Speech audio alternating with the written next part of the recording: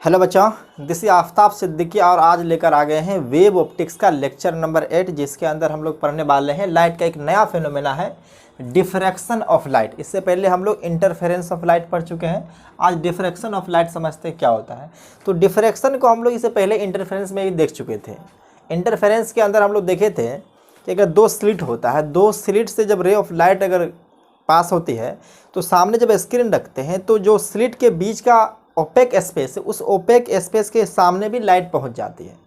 तो इससे पता चलता है ये कि जो रे ऑफ लाइट जब ट्रेवल करती है तो जब किसी शार्प ऑब्जेक्ट के कॉर्नर या स्मॉल अपर्चर से, अब ये सब हम अच्छी तरह समझ जाएंगे, अभी पहले सुन लीजिए कि जब किसी शार्प ऑब्जेक्ट के कॉर्नर या स्मॉल अपर्चर से लाइट रे पास करती है तो वो उस कॉर्नर के अबाउट या शार्प अपर्चर जो है उसके अबाउट वो डिफ्लेक्ट कर जाती है और इंटर कर जाती है ये शैडो रीजन में।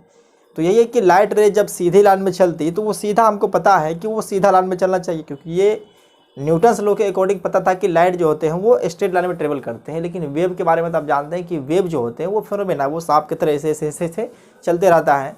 तो इसके बारे में ही पता चल जाएगा हम लोगों को। अभी जो वेव फिनोमेना डिस्कशन कर रहे हैं लाइट के बारे में, ये लाइट का जो हम लोग पढ़ रहे हैं वेव फिनोमेना पढ़ रहे हैं, क्योंकि लाइट का जो हम लोग पार्टिकल नेचर मॉडर्न फिजिक्स में पढ़ेंगे। इससे पहले हम लोग रे ऑप्टिक्स पढ़ चुके हैं। तो रे ऑप्टिक्स में जनरली हम लोग बात कर चुके हैं कि रे ऑफ लाइट जो होती है स्ट्रेट लाइन में ट्रेवल करती है। लेकिन यहाँ पे हम लोग अब देखेंगे कि डिफ्रैक्शन, ये लाइट जो है वो बेंड हो जाती है, और बेंड जब हो जाती है और वो इंटर कर जाती है शैडो रीजन में। तो अभी डेफिनेशन लिखते हैं, उस डेफिनेशन को पढ़ करके आपको पूरी तरह से क्लियर हो जाएगा। मतलब अगर डेफिनेशन से क्लियर नहीं होगा तो हम लोग 4 ऑब्जर्वेशन लेने वाले हैं डिफ्रैक्शन को समझाने के लिए, और ये अलग अलग किताबों का कम्बिनेशन है। तो इनको देखने के बाद आपको पूरा फील आ जाएगा कि डिफ्रैक्शन आखिर होता क्या है। तो पहले डिफ्रैक्शन का हम लोग डेफिनेशन लिखेंगे। तो डेफिनेशन ये है कि देखिए पहले तो पहला बात तो कि डेफिनेशन कभी कभी एग्जाम वगैरह में लिखना हो तो किस तरह से लिखना है। देखिए किताबों में जो लिखा होता है उसको देख करके आपको थोड़ा सा अजीब लगेगा, लेकिन अभी जो हम कर रहे हैं वो बिल्कुल आपको क्रिस्टल क्लियर हो जाना है। तो लिखिए यहाँ पे when light ray strikes on corner of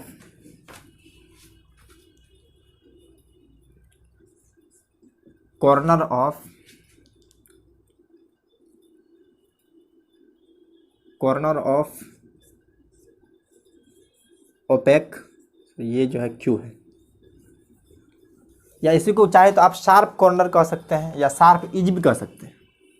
किताबों में लिखा होता है शार्प इज, अभी जो है सो हम लोग लिखेंगे और जब ऑब्जर्वेशन लेंगे तो क्लियर हो जाएगा यहाँ पे किस तरह से ले रहे हैं। Strike on sharp corner is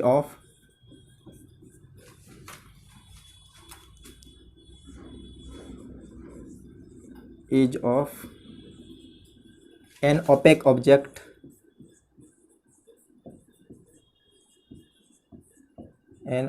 object और अपर्चर। ये अपर्चर क्या है ये भी आप समझ जाएंगे। ये ऑब्जर्वेशन नंबर 3 में जब हम लोग लेंगे तो वहाँ से आपको पता चल जाएगा। ये अपर्चर, अभी बस नाम सुनिए कि अपर्चर कुछ होता है, अगर जानते हैं तो और अच्छी बात है। अपर्चर इट बेंड्स, मतलब ये जो है सो जैसे ही कॉर्नर पे या स्मॉल अपर्चर के थ्रू जब पास करते हैं तो ये बेंड हो जाती है। It bend and enters in Shadow reason, जहां इसे घुसना नहीं चाहिए वहां पे घुस जाता है, शैडो रीजन। अब यही फिनोमेना ऑफ लाइट जो होता है उसको डिफ्रैक्शन कहते हैं। This phenomena are called diffraction। अभी डेफिनेशन को सिर्फ आप लोग लिख लीजिए, अभी ज़्यादा समझ में नहीं आ रहा तो कोई दिक्कत की बात नहीं। लेकिन अभी जो हम लोग ऑब्जर्वेशन लेंगे उस ऑब्जर्वेशन आपको पूरे तरह से क्लियर हो जाएगा। यहाँ पे कह रहे हैं कि जब कोई लाइट रे स्ट्राइक करता है शार्प एज पे, पहले शार्प एज समझिए, तो शार्प एज पे टकराने के बाद वो सीधी लाइन में नहीं चलती है। जहाँ पे मान करके चलिए अभी जो अगर ये ले रहे हैं हम, अगर ये कोई ऑब्जेक्ट अगर यहाँ से टकरा रहा है तो यहाँ पे सामने स्क्रीन रखेंगे तो सीधा पता चलना चाहिए कि ये यहाँ के बाद जो है सो डार्क होना चाहिए और उसके बाद जो है सो इल्यूमिनेटेड होना चाहिए, लेकिन ऐसा ना होकर के ये कुछ इस तरह से ये इंटर कर जाता है। तो ये पार्ट भी जो होता है इल्यूमिनेटेड हो जाता है। इल्यूमिनेटेड मतलब क्या, जो आपको दिख रहा है, जैसे कि अभी बोर्ड इल्यूमिनेटेड है तो इल्यूमिनेटेड होने का मतलब है कि यहाँ से आप देख सकते हैं इस बोर्ड को। तो अभी फिर सिर्फ हम डेफिनेशन लिखें, इल्यूमिनेटेड रीजन उधर आ जाएगा और ये डार्क रीजन, लेकिन इसके बीच में कुछ फ्रिंजेज भी आता है, उसको हम लोग डिफ्रैक्शन फ्रिंजेज कहेंगे। तो पहले ये डेफिनेशन लिखिए आप लोग। अभी डेफिनेशन के बारे में ज़्यादा कुछ नहीं करने के बाद सीधा आप लिख लीजिए। उसके बाद जब हम ऑब्जर्वेशन लेने वाले हैं उसके बाद ये डेफिनेशन को पढ़ेंगे तो आपको 100% क्लियर हो जाएगा सर कह क्या रहे थे। तो इस बात को आप पहले नोट कर लीजिए, क्योंकि अगर चाहते तो हम पहले ऑब्जर्वेशन से स्टार्ट कर सकते थे, लेकिन अगर कोई टॉपिक पढ़ रहे हैं तो उस टॉपिक का पहले डेफिनेशन तो पता होनी चाहिए। तो डेफिनेशन को हम क्लियर कर दिए हैं, बस आप इसको लिख लीजिए। लिखने के बाद जो ऑब्जर्वेशन लेंगे उस ऑब्जर्वेशन में एक एक पॉइंट को डिस्कशन करेंगे, सारा पॉइंट को आप मिला करके देखिएगा। उसके बाद जब इस डेफिनेशन पढ़ेंगे आप तो पूरी तरह से क्लियर जाएगा कि सारा बात हम इसी के अंदर लिख दिए हैं। तो चलिए हम इसको मिटा रहे हैं। तो पहला ऑब्जर्वेशन जो हम लोग लेंगे उसके बारे में पढ़ चुके हैं, क्योंकि ऑब्जर्वेशन नंबर 1 जो है सो हम लोग यंग्स डबल स्लिट एक्सपेरिमेंट के अंदर जो सेटअप लिया गया था उसी को हम लोग लेंगे। क्योंकि अगर लाइट का प्रॉपर्टी होता है कि ये स्ट्रेट लाइन में ट्रेवल करती है, जैसे जनरली ये बताया जाता है कि लाइट जो होती है स्ट्रेट लाइन में ट्रेवल करती है, ये आप इससे पहले पढ़ रहे थे।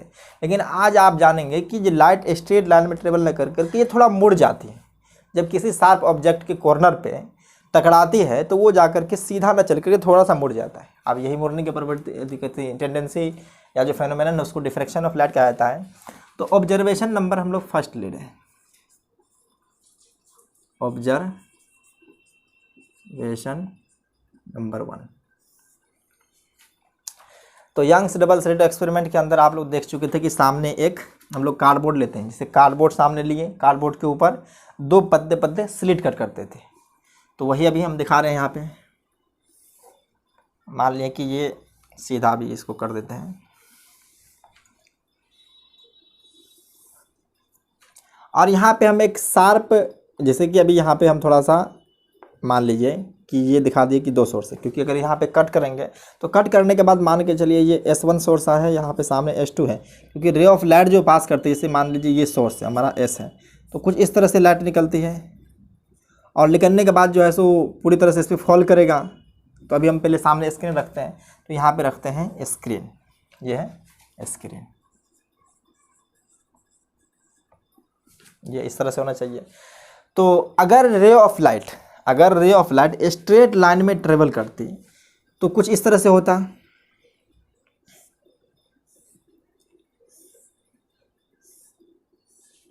मतलब ये वाला रीजन जो है सो ब्राइट होता और बीच का रीजन, मान के चलिए अभी ये लाइट रे इस तरह से कुछ ट्रेवल किया है, ये थोड़ा लाइन टेढ़ी हो रही है, उससे कोई मतलब नहीं है, बस आप समझिए। क्योंकि अगर ये स्केल रहता तो आप लोग स्केल से सीधा करके दिखा सकते हैं। ये मान के चलिए कि ये रीजन है।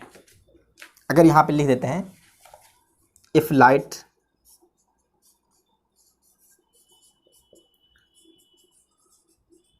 travels in a straight line, तो ये वाला रीजन जो बीच वाला रीजन जो है ये बनना चाहिए डार्क, ये होना चाहिए डार्क, ये वाला रीजन डार्क आना चाहिए।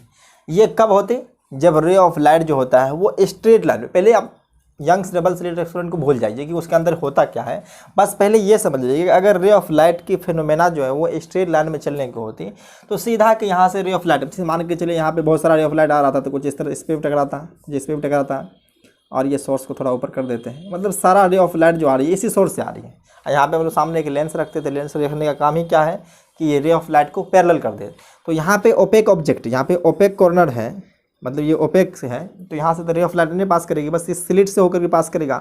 तो स्लिट से होकर जब लाइट पास करती, अगर लाइट स्ट्रेट लाइन में चलता तो बीच में बनना चाहिए डार्क रीजन और दोनों सामने होना चाहिए ये जो है ये ब्राइट, ये वाला पार्ट और ये वाला पार्ट जो है सो ब्राइट स्पॉट। ये हमारी एक्सपेक्टेशन थी, ये थी एक्सपेक्टेशन, लेकिन जो हमारी एक्सपेक्टेशन होती है वो रियल लाइफ में भी कहाँ होता है। अब मान के जी सोच करके तो आप चाहते कि जो बोर्ड में एग्ज़ाम में टॉप करेंगे, लेकिन होता थोड़े है, उसके लिए पढ़ना पड़ता है। तो उसी तरह से मान के चलिए हमारा एक्सपेक्टेशन ये था, लेकिन जब यंग्स डबल स्लिट एक्सपेरिमेंट को परफॉर्म किया गया तो वहाँ पे फिनोमेना जो देखने को मिला वो आप लोग जानते हैं। इसको पहले सीधा बना लेते हैं, इसको हम लोग कट कर लेंगे क्योंकि हमारे पास तो बोर्ड है तो हम इसको मिटा सकते हैं, लेकिन आप लोगों को पहले ध्यान में रखना है कितना कुछ छोड़ना था। मान लीजिए कि ये S1 है और ये S2 है, और इन दोनों के बीच का डिस्टेंस जो होते है बहुत कम होता है, वो मिलीमीटर में होता है, लेकिन हम यहाँ पे दिखाने के लिए जूम करके दिखा रहे हैं ताकि आपको समझ में आए। और यहाँ पे स्क्रीन रखते हैं सामने, ये रहा स्क्रीन, और इनके बीच में मान के चलिए इस मिडिल रीजन में, ये मिडिल रीजन है। और जानते हैं कि जो लाइट होती है, जैसे कि अब हम लोग जो पढ़ रहे थे, शुरुआत में पढ़े थे हाइजेंस प्रिंसिपल, तो हाइजेंस प्रिंसिपल के अकॉर्डिंग आप जानते हैं कि जितने भी सोर्स ऑफ लाइट होते हैं उनसे वेवलेट निकलता है। और ये मान लें कि ये पॉइंट सोर्स है, जैसे मान के चलिए ये एक सोर्स है, सोर्स तो हम लोग यही माने थे, ये सोर्स है, इसको चलिए इसको हम लोग सोर्स कह देते हैं। इस सोर्स से रे ऑफ लाइट जो निकलेगी वो सारे के सारे, जैसे मान के चलिए यहाँ पे क्या होती है, रे ऑफ लाइट जो निकलती है, तो रे ऑफ लाइट में निकल करके माना गया था हाइजेंस प्रिंसिपल के अकॉर्डिंग वेव फ्रंट निकलती है। जितने भी सोर्स ऑफ लाइट है, मतलब जितने भी सोर्स पार्टिकल होते हैं उनसे वेव फ्रंट निकलता है। और वेव फ्रंट जो निकलता है कुछ इस तरह से, मान लीजिए कि ये वेव फ्रंट कुछ इस तरह से, तो इस वेव फ्रंट पे मान चलिए ये वेव फ्रंट निकला, तो वेव फ्रंट के जैसे कि रे ऑफ लाइट को दिखाना होता है तो वेव फ्रंट के प्लेन के ऊपर परपेंडिकुलर डायरेक्शन में होता है। तो मानते जो सीधा लाइन है वो तो सीधा मान के चलिए कुछ इस तरह से जाएगा भी, यहाँ पे इसके सामने, इनके सामने तो ब्राइट स्पॉट बनेगा ही, लेकिन जब देखेंगे तो इसके नीचे का देखेंगे तो कुछ ऐसा भी होता है कि यहाँ पे भी सबसे ज़्यादा ब्राइट जो बनता है वो इस जगह पे बनता है। ये फिनोमेना हम लोग देख चुके थे, इसको CB से रिप्रेजेंट करते थे, मतलब सेंट्रल ब्राइट। और रे ऑफ लाइट इतना ही ना हो करके यहाँ से ले करके थोड़ा कुछ इस तरह से और कुछ इस तरह से, इतना पार्ट जो है ये होता था। इसके बीच में इतना पार्ट में यहाँ पे लाइट का इफेक्ट देता है। बात अलग है कि बीच में जो है so dark bright dark bright dark bright इस तरह से आते ही रहता है, लेकिन यहाँ पे बीच का जो पार्ट होता है वो सेंट्रल ब्राइट, यहाँ से लेकर के यहाँ तक जनरली देखेंगे तो ये इल्यूमिनेटेड रीजन होता है। मतलब ये बीच में जो रखे थे, मतलब ओपेक स्पेस, तो ओपेक स्पेस होने के बावजूद भी सबसे मैक्सिमम जो है लाइट दिखा गया कि उसके सेंटर पे ही, क्योंकि अगर इस दोनों को मिलाया जाए तो दोनों के बीच में कंस्ट्रक्टिव इंटरफेरेंस होती है। जहाँ पे कंस्ट्रक्टिव इंटरफेरेंस होती है वहाँ पे दो वेव जो होती है वो मिल जाता है, और जब दो वेव मिल जाता है तो वहाँ पे इंटेंसिटी हो जाएगी बहुत ज़्यादा। तो यहाँ पे लिख सकते हैं, अब सारा बात आपको समझ में आएगा। व्हेन लाइट रे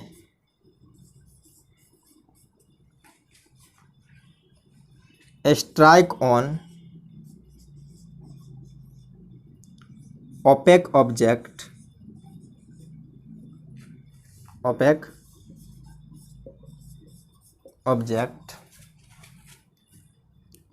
it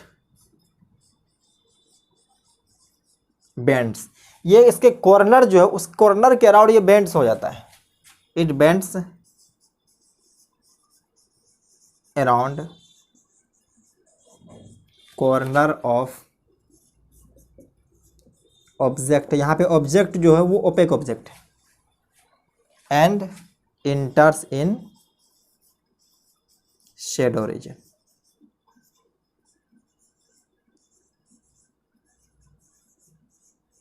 शेडो रीजन तो फील हो रहा होगा कि लाइट क्या क्या कर रही है, क्योंकि लाइट को चलना चाहिए सीधा लाइन में, सीधा लाइन में न चल करके वो जब देखा गया कि जो मतलब डार्क स्पेस होना चाहिए उसके अंदर भी ये लाइट घुस जाती है।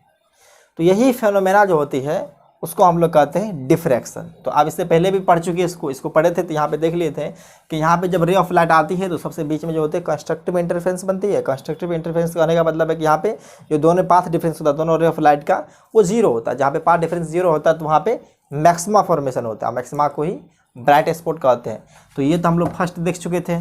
तो तो यहाँ पे देख लिए कि जैसे ही लाइट रे किसी कॉर्नर से टकराया, मतलब ये ओपेक ऑब्जेक्ट से टकराने के बाद उसके कॉर्नर के अबाउट ये लाइट रे जो होती है वो बेंड कर जाती है। बेंड करने के बाद डार्क रीजन जो है उसमें इंटर कर जाते हैं।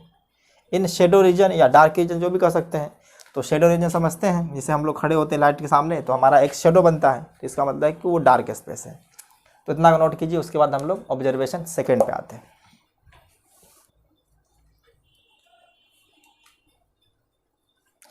तो सेकेंड ऑब्जर्वेशन देखते हैं। तो ऑब्जर्वेशन नंबर सेकेंड जो है सो यही बुक वगैरह में दिया रहता जनरली। वो फर्स्ट जिसका फेनोमेना हम लोग पढ़ चुके हैं वो भी तो था डिफ्रैक्शन ऑफ लाइट का ही फेनोमेना। तो ऑब्जर्वेशन ये मान लीजिए सेकेंड है। तो सेकेंड ऑब्जर्वेशन में हम लोग यहाँ से करने वाले हैं। देखिए कि एक सामने रखते हैं ओपेक ऑब्जेक्ट। तो ये ओपेक ऑब्जेक्ट को कुछ इस तरह से बना रहे हैं। मान लीजिए ये ओपेक ऑब्जेक्ट,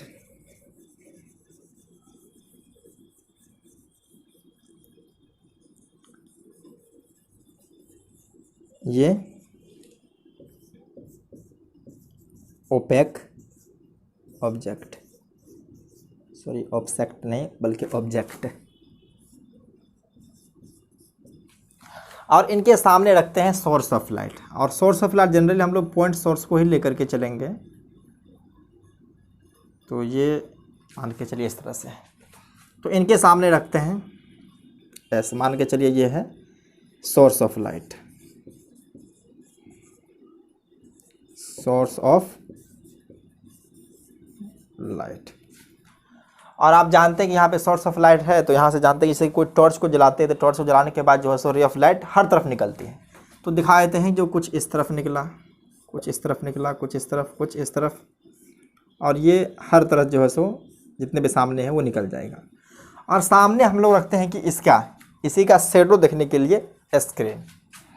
तो मान लेते हैं कि यहाँ पे स्क्रीन प्लेस कर दी, ये है अपना स्क्रीन।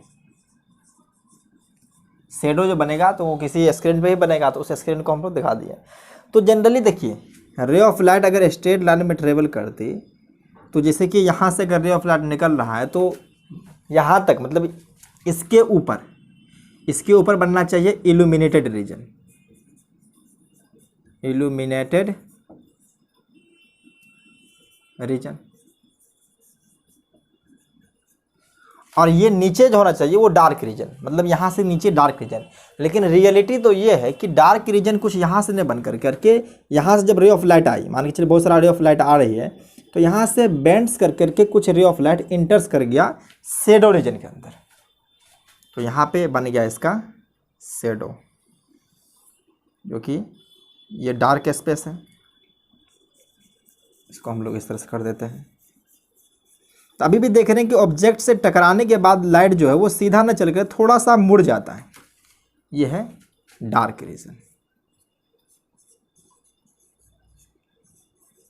Dark region. चल सीधा हो।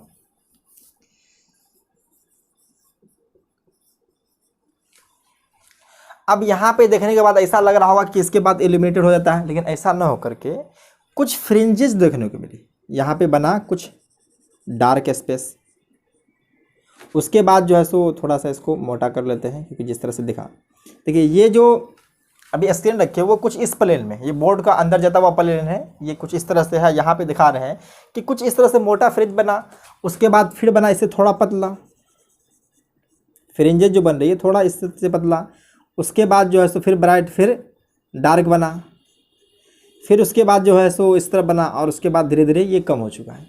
तो ये जो है सो फ्रिंजेस पैटर्न बना है, जिसको हम लोग कहेंगे डिफ्रैक्शन फ्रिंज। इसको जूम करके अगर देखना चाहें, इसको जूम कर लेते हैं और इसको इस तरह से हम लोग दिखा देते हैं, कुछ इस तरह से। मतलब ये सामने स्क्रीन है, इस तरह से उसको हम सामने पलट दिए। जैसे देखिए कि ये स्क्रीन है, और स्क्रीन को अगर हम सीधा कर देंगे तो कुछ इस तरह से आएगा। तो पहले तो ब्राइट बना, उसके बाद बना डार्क, उसके बाद ये डार्क बना, जो कि फर्स्ट में दिखा चुके हैं। उसके बाद फिर ब्राइट बना, उसके बाद डार्क बना, लेकिन इस बार डार्क जो बन रहा है थोड़ा सा ये पतला हो जाएगा। इसका जो विड्थ है डार्क का वो डिक्रीज कर रहा। फिर उसके बाद जो बना फिर ब्राइट, फिर उसके बाद डार्क, और इस तरह से विथ डिक्रीज करते करते जो है सो ये ख़त्म हो जा रहा है। फिर उसके बाद मान के चलिए यहाँ पे कुछ बना, ये डार्क रीजन है, फिर उसके बाद कुछ इस तरह से बना और धीरे धीरे ये ख़त्म हो गया। तो यहाँ पे ये स्क्रीन को देख रहे हैं कि alternate bright and dark fringes मिल रही है। यहाँ पे देख रहे हैं कि ये डार्क और ब्राइटेड फ्रिंज है, इसी को कहते हैं, ये जो देखने को मिला है फ्रिंजेस मिला है। तो इस ऑब्जर्वेशन से आपको क्या लग रहा है कि जब रे ऑफ लाइट किसी ओपेक ऑब्जेक्ट के कॉर्नर पर जब टकराती है तो वो सीधा न ट्रेवल कर वो थोड़ा सा मुड़ जाता है, और मुड़ने के बाद जो है वो शेडो रीजन, मतलब होना तो चाहिए यहाँ से लेकर के यहाँ तक शेडो रीजन या डार्क रीजन। तो यहाँ पे अगर आपको देखा गया कि इस तरह से नीचे वाला पार्ट जो है, मतलब जो एडजेक्ट होना चाहिए उसके नीचे थोड़ा सा आ करके वहाँ से स्टार्ट हुआ डार्क रीजन, और उनके बीच में कुछ फ्रिंजेस आ गया। ऐसा नहीं कि इसके सामने सीधा शार्प बाउंड्री मिल जाए और ऊपर जो है सो इल्यूमिनेटेड रीजन और नीचे जो है सो डार्क रीजन, ऐसा ना देखने को मिल करके यहाँ पे कुछ फ्रिंजेज बना, और फ्रिंजेज को दिखा दिए हैं ये इस तरह से बना है। पहले ब्राइट बना, फिर उसके बाद डार्क जो बना वो कुछ ज़्यादा बना, उसके बाद फिर ब्राइट बना, फिर डार्क बना, मतलब जिसका विड्थ घट रहा है, फिर ब्राइट, फिर डार्क, उस तरह से ये फ्रिंज विथ जो है सो डिक्रीज करते करते जा करके ख़त्म हो जाती है।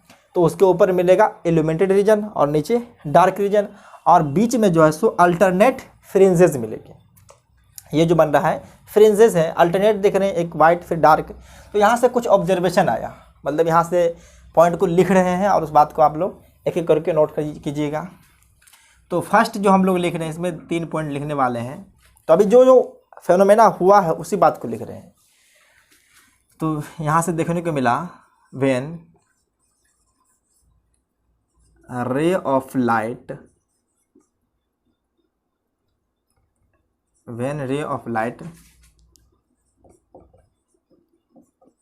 strike on corner of opaque object, it bends around, ऐसे लिखिए, when ray of light strike on opaque object, ऐसे लिखिए, strike on opaque object, it bends around corner of object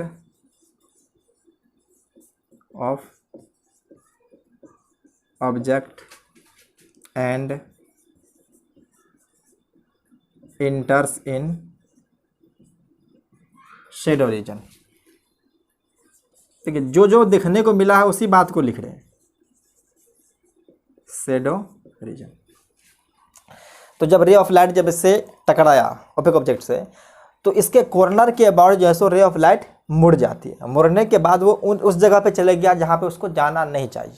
ये किसके अकॉर्डिंग, अगर लाइट रे स्ट्रेट लाइन में travel करती तो, क्योंकि देखने को यहाँ तो कुछ और मिल रहा है कि जैसे ही कॉर्नर से टकराता है तो रे ऑफ लाइट कुछ बेंड हो जाता है, और बेंड होने के बाद ये डार्क रीजन के अंदर इंटर कर जाता है। तो इसी फेनोमेना को यहाँ पे देखा गया है कि डिफ्रैक्शन का ऑब्जर्वेशन है। तो यहाँ पे देख सकते हैं कि when ray of light strike on opaque object it bends around corner of object and enters in shadow region. तो फर्स्ट पॉइंट हो गया, इसको नोट कीजिए। उसके बाद सेकंड पॉइंट पे हम लोग आते हैं। तो सेकेंड पॉइंट देखने को मिल रहा है कि यहाँ पे देख रहे हैं कि कोई शार्प बाउंड्री, ये जो है सो डार्क रीजन और इल्यूमिनेटेड रीजन के बीच नहीं मिल रहा है।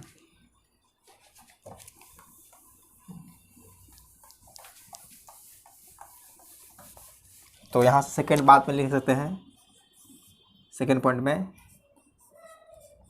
There is no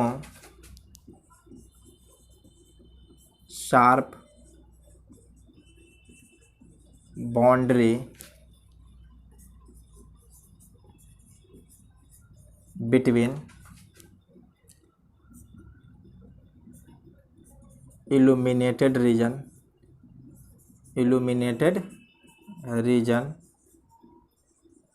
and dark region।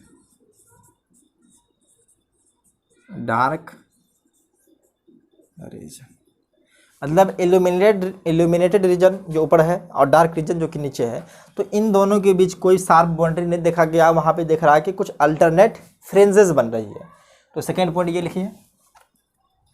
Third point जो लिखने वाले हैं वो इसी के बारे में, ये फ्रिंजेस देखिए, यहाँ पे डार्क रीजन है, ऊपर इल्यूमिनेटेड रीजन है, इन दोनों के बीच कोई शार्प बाउंड्री दिख नहीं रहा है। यहाँ पे दिख रहा अल्टरनेट फ्रिंजेस बन रही है। तो थर्ड पॉइंट को भी लिख देते हैं। तो थर्ड पॉइंट पे लिख रहे हैं बिटवीन इल्यूमिनेटेड रीजन को IR से दिखा देते हैं। जैसे कि ये रीजन है तो रीजन को चाहे तो हम इसको कैपिटल R कर देते हैं। Between illuminated region and dark region को DR से वी ऑब्जर्व, जो हमें दिखने को मिला, वी ऑब्जर्व अल्टरनेट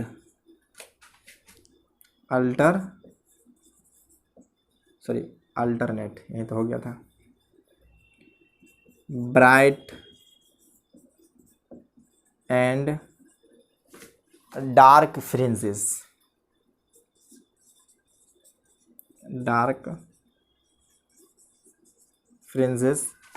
कॉल्ड, इसको कहते हैं डिफ्रैक्शन फ्रिंजेस।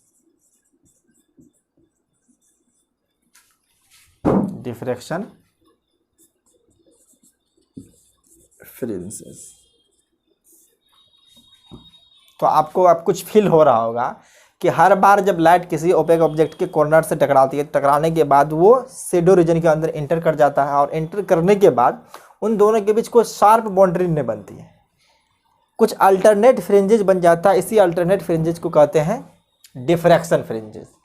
तो आप कुछ फील आ रहा होगा कि क्या फेनोमेना डिफ्रैक्शन के अंदर हो रही है। तो इसको नोट कीजिए। हम लोग ऑब्जर्वेशन नंबर 3 पे आते हैं, तो इसको पॉज करके अच्छी तरह से नोट कीजिए। तो ऑब्जर्वेशन नंबर 3 को देखिए। ऑब्जर्वेशन 3 जो देखा गया कि यहाँ पे एक हम लोग स्क्रीन रखते हैं, स्क्रीन के ऊपर थोड़ा सा स्मॉल अपर्चर, जनरली मान लीजिए कि कुछ ये स्क्रीन इस तरह से, ये स्क्रीन है, और यहाँ पे स्मॉल अपर्चर मतलब इसका जो इसमें छेद करें, मतलब ये जितना भी ये रीजन है सब डार्क है, मतलब ये जो ओपेक ऑब्जेक्ट है, ये ओपेक ऑब्जेक्ट है, इस तरह से बना दे रहे हैं, और बीच में जो है सो स्मॉल अपर्चर दिखा दिया गया है। इसके बीच में देखिए ये जो है कुछ इस तरह से, तो ये आपको अंदर आता हुआ दिखाई देगा। तो यहाँ से जब हम सामने इसके सोर्स ऑफ लाइट रखते हैं, तो इस स्मॉल अपर्चर से जो रे ऑफ लाइट निकलती है, तो सीधा सा अगर आप क्लास 6 का अगर ऑब्जर्वेशन पढ़े हैं तो वहाँ पे लिखा हुआ कि सामने एक वैसा ही एक स्मॉल सा ब्राइट स्पॉट दिखना चाहिए, लेकिन रियलिटी कुछ और होती है। क्योंकि ये जो स्मॉल अपर्चर लिए हैं, तो इसका अपर्चर का जो साइज होता है लगभग वेवलेंथ के अप्रोक्स होता है। वेवलेंथ आप जानते हैं कि लाइट का जो होता है वो 4000 से लेकर करके 8000 एंगस्ट्रॉम तक होता है। तो कुछ इस तरह से, आज कुछ ज़्यादा ही मार्कर ख़त्म होने वाला है। मान लीजिए कि कुछ स्मॉल अपर्चर इस तरह से, ये सब जो है डार्क रीजन है। तो यहाँ पे सोर्स ऑफ लाइट को रखा गया, ये सोर्स ऑफ लाइट। तो यहाँ से रे ऑफ लाइट निकलेगी, हर तरफ फैलेगी। तो यहाँ से कुछ रे ऑफ लाइट पास करती है, मान के चलिए इस रीजन से कुछ रे ऑफ लाइट पास करेगी, और हम सामने यहाँ पे क्या रख देते हैं, स्क्रीन। तो यहाँ पे मान लीजिए कि हम कुछ स्क्रीन रख दिए, कुछ इस तरह से स्क्रीन रख दिए। तो इस स्क्रीन पे ऑब्जर्व तो होना चाहिए कि यहाँ पे जो छोटा सा स्मॉल अपर्चर आपको बीच में दिख रहा है, शायद दिख रहा होगा। तो यहाँ से जो है सो सामने बनना चाहिए एक छोटा सा, इस स्क्रीन थोड़ा और नीचे कर लेते हैं,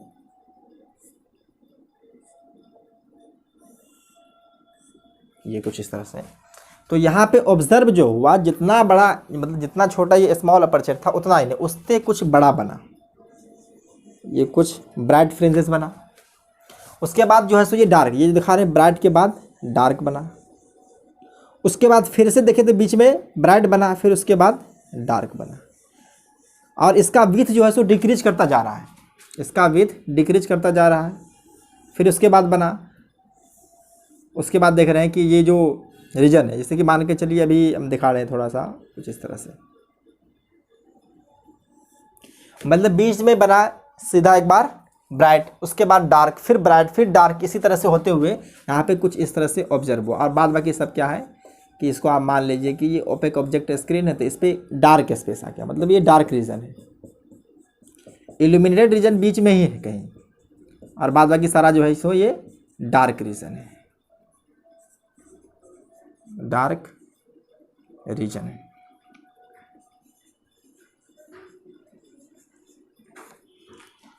तो यहाँ से आप देख रहे हैं, इसको स्टेटमेंट में लिख देते हैं, जो आप स्मॉल अपर्चर देखे थे, तो यही है स्मॉल अपर्चर, यह है अपर्चर, इसको कहते हैं अपर्चर। और सामने जो रखे हैं यह है स्क्रीन।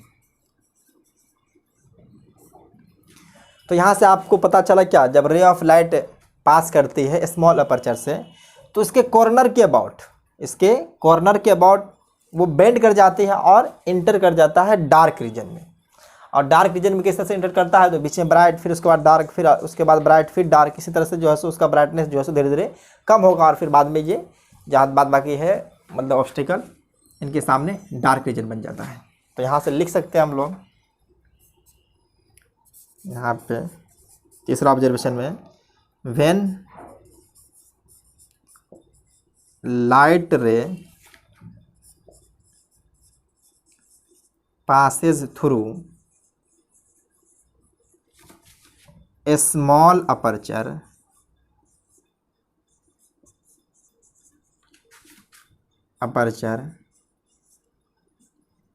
it bends, ये E है, it bends around corner, ये D, around corner of aperture and enters in shadow region या dark region। and आप देखिए शुरू का डेफिनेशन पढ़ेंगे तो कुछ क्लियर हो रहा होगा, enters in shadow region, या इसी को चाहे तो डार्क रीजन भी लिख सकते हैं, शेडो रीजन। देख रहे हैं, तो ये तो ऑब्जर्वेशन थर्ड हो गया। लेकिन ऑब्जर्वेशन जो फोर्थ लेने वाले हैं हम लोग, वो फोर्थ ऑब्जर्वेशन ही हमारे सिलेबस में है, सिंगल स्लिट डिफ्रैक्शन। तो सिंगल स्लिट डिफ्रैक्शन जो है सो उसी के ऊपर हम लोग न्यूमेरिकल भी करेंगे। बस ये आपको फील दिलाने के लिए बता दिए थे कि किस तरह से ये जो ऑब्जर्वेशन देखा गया है, यही सारे फेनोमेना जो है सो डिफ्रैक्शन ऑफ लाइट का है। ये तीन ऑब्जर्वेशन से आपको शायद फील आ गया होगा कि किस तरह से ये डिफ्रैक्शन पैटर्न ऑब्जर्व हो रहा है। तो हर बार देख रहे हैं कि जब रे ऑफ लाइट कॉर्नर से गुजरती है तो वहाँ पे बेंड हो जाता है, बेंड होने के बाद ये उस रीजन में चले जाता है जहाँ पे इसको नहीं जाना चाहिए, मतलब डार्क रीजन जहाँ पे बनना चाहिए वहाँ पे भी, यहाँ पे इस ऑब्जर्वेशन से पता चल रहा है कि जो वाइट रीजन बन रहा है या वाइट स्पॉट बन रहा है या ब्राइट स्पॉट जो कहिए, जो भी कहना आपको, तो यहाँ से आपको पता चल रहा है कि रे ऑफ लाइट जो होती है वो स्ट्रेट लाइन में ट्रेवल नहीं करती है, मतलब करती है लेकिन जब किसी ओपेक ऑब्जेक्ट से टकराने के बाद जब उसके कॉर्नर के अबाउट जब चलती है तो वो बेंड कर जाता है, बेंड करने के बाद वो डार्क रीजन में इंटर कर जाता है। तो यही बात देखते हैं, जब when light ray passes through small aperture it bends around corner of aperture and enters in shadow region, और यही फेनोमेना जो होती है वो डिफ्रैक्शन का रहता है। तो इतना को नोट कीजिए आप लोग, पहुँच करके अच्छी तरह से नोट कीजिए। तो अब देखते हैं हम लोग ऑब्जर्वेशन नंबर 4, ऑब्जर्वेशन 4। अब 3 ऑब्जर्वेशन से आपको क्लियर हो गया होगा कि आप किस तरह से होने वाला है। तो अगर चाहें तो आप लोग इसे खुद भी ड्रॉ कर सकते हैं, लेकिन फिर भी हम ड्रॉ करेंगे। तो इसे कहते हैं सिंगल स्लिट डिफ्रैक्शन, इसको सिंगल, क्योंकि इससे पहले जो हम लोग लिए थे डबल स्लिट लिए थे, यंग्स डबल स्लिट एक्सपेरिमेंट नाम था, ये सिंगल स्लिट डिफ्रैक्शन है इसका नाम, सिंगल स्लिट्स डिफ्रैक्शन।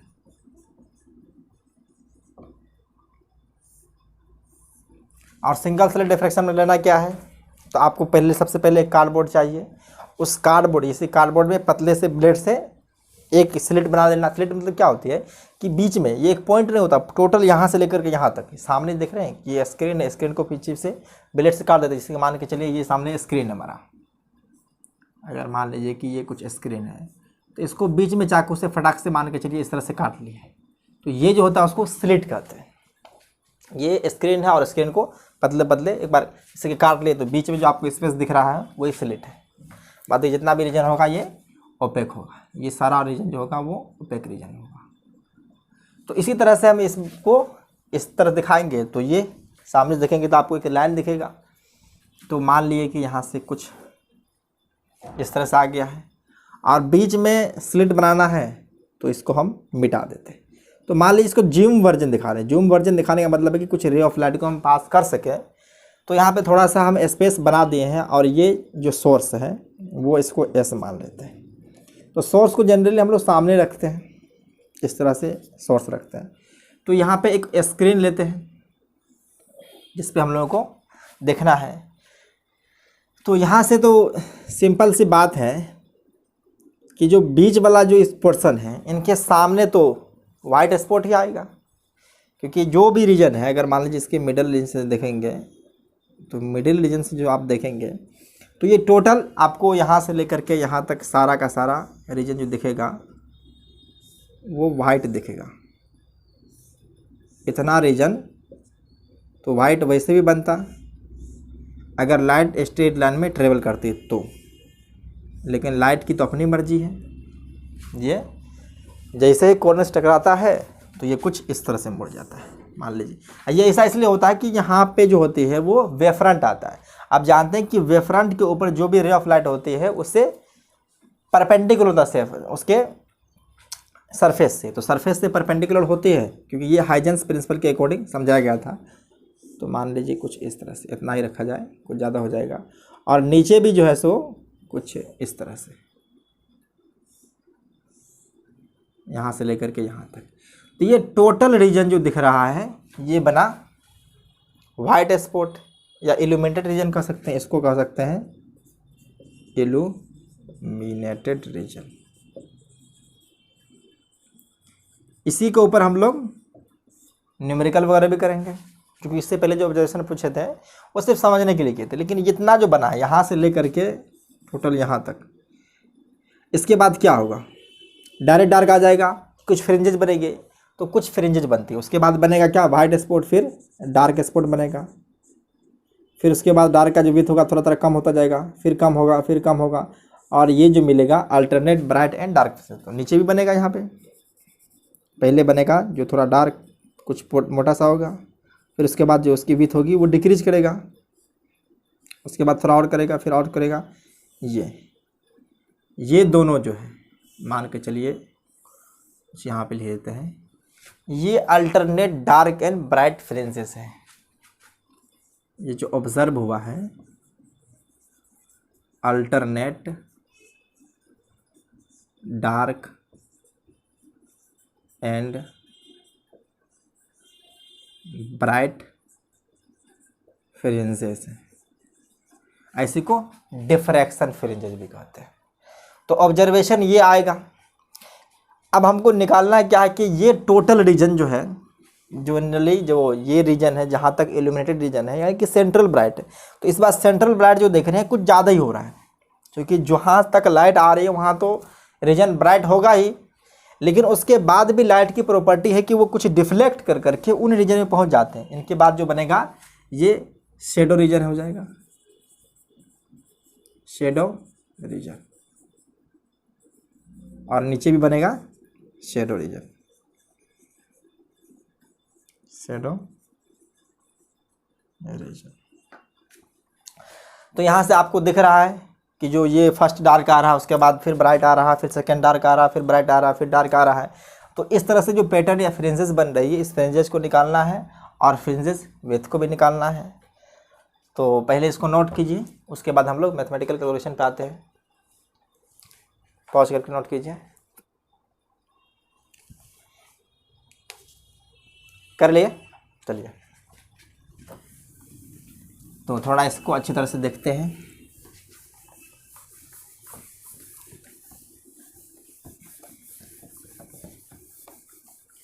अब जो हम लोग यहाँ पे देख रहे थे सिंगल स्लिट एक्सपेरिमेंट, तो सिंगल स्लिट एक्सपेरिमेंट या जो डिफ्रैक्शन है उसके अंदर जो हम लोग एक ही स्लिट को लेते हैं, तो वो एक स्लिट ना हो करके उसके अंदर इनफाइनाइट सोर्स ऑफ लाइट होगा। क्योंकि आप हाइजेंस प्रिंसिपल के अकॉर्डिंग देखे थे कि जो वेव फ्रंट के ऊपर जितना भी पॉइंट होता है वो सारे के सारे सोर्स ऑफ लाइट जो होती है उसकी तरह बिहेव करता है, उसको हम लोग सेकेंडरी सोर्स ऑफ लाइट कहते हैं।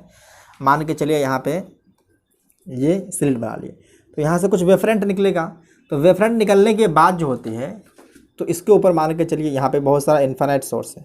ये जितने भी इसके ऊपर पॉइंट होगा, ये जितने भी पॉइंट है मान के चलिए इतना सारा पॉइंट है। अभी तुम दिखा दिए, इसका विड्थ मान लेते हैं कि जो ए है, क्योंकि कैलकुलेशन करेंगे तो हमको यहाँ पे विड्थ देखना पड़ेगा।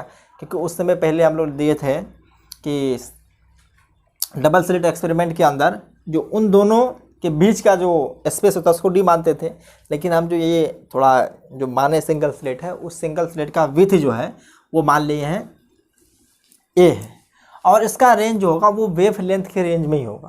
क्योंकि जनरली वेव लेंथ के अगर रेंज में नहीं होगा तो ये जो ऑब्जर्व हो रहा है कुछ ऑब्जर्व नहीं होगा।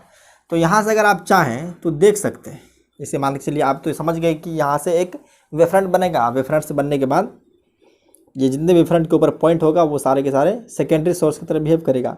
तो मान लिए कि इस तरह से बहुत सारे सोर्स हैं, मतलब इनफाइनाइट सोर्स ऑफ लाइट है यहाँ से। तो आप जानते हैं कि जब बहुत सारा सोर्स ऑफ लाइट है तो ये जितने भी लाइट है ये वेव की तरह बिहेव करेगा, और वेव की तरह बिहेव करेगा तो इसका इंटरफेरेंस होगा। जहाँ पे पाथ डिफरेंस 0 हो, लैम्डा 2 लैम्डा 3 लैम्डा 4 लैम्डा इस तरह से होता है, उसको हम लोग कहते हैं कंस्ट्रक्टिव इंटरफेरेंस। लेकिन यहाँ पे कुछ रिजल्ट जो आने वाला थोड़ा सा आपको चौंका देगा। मान के चलिए जो ये दोनों का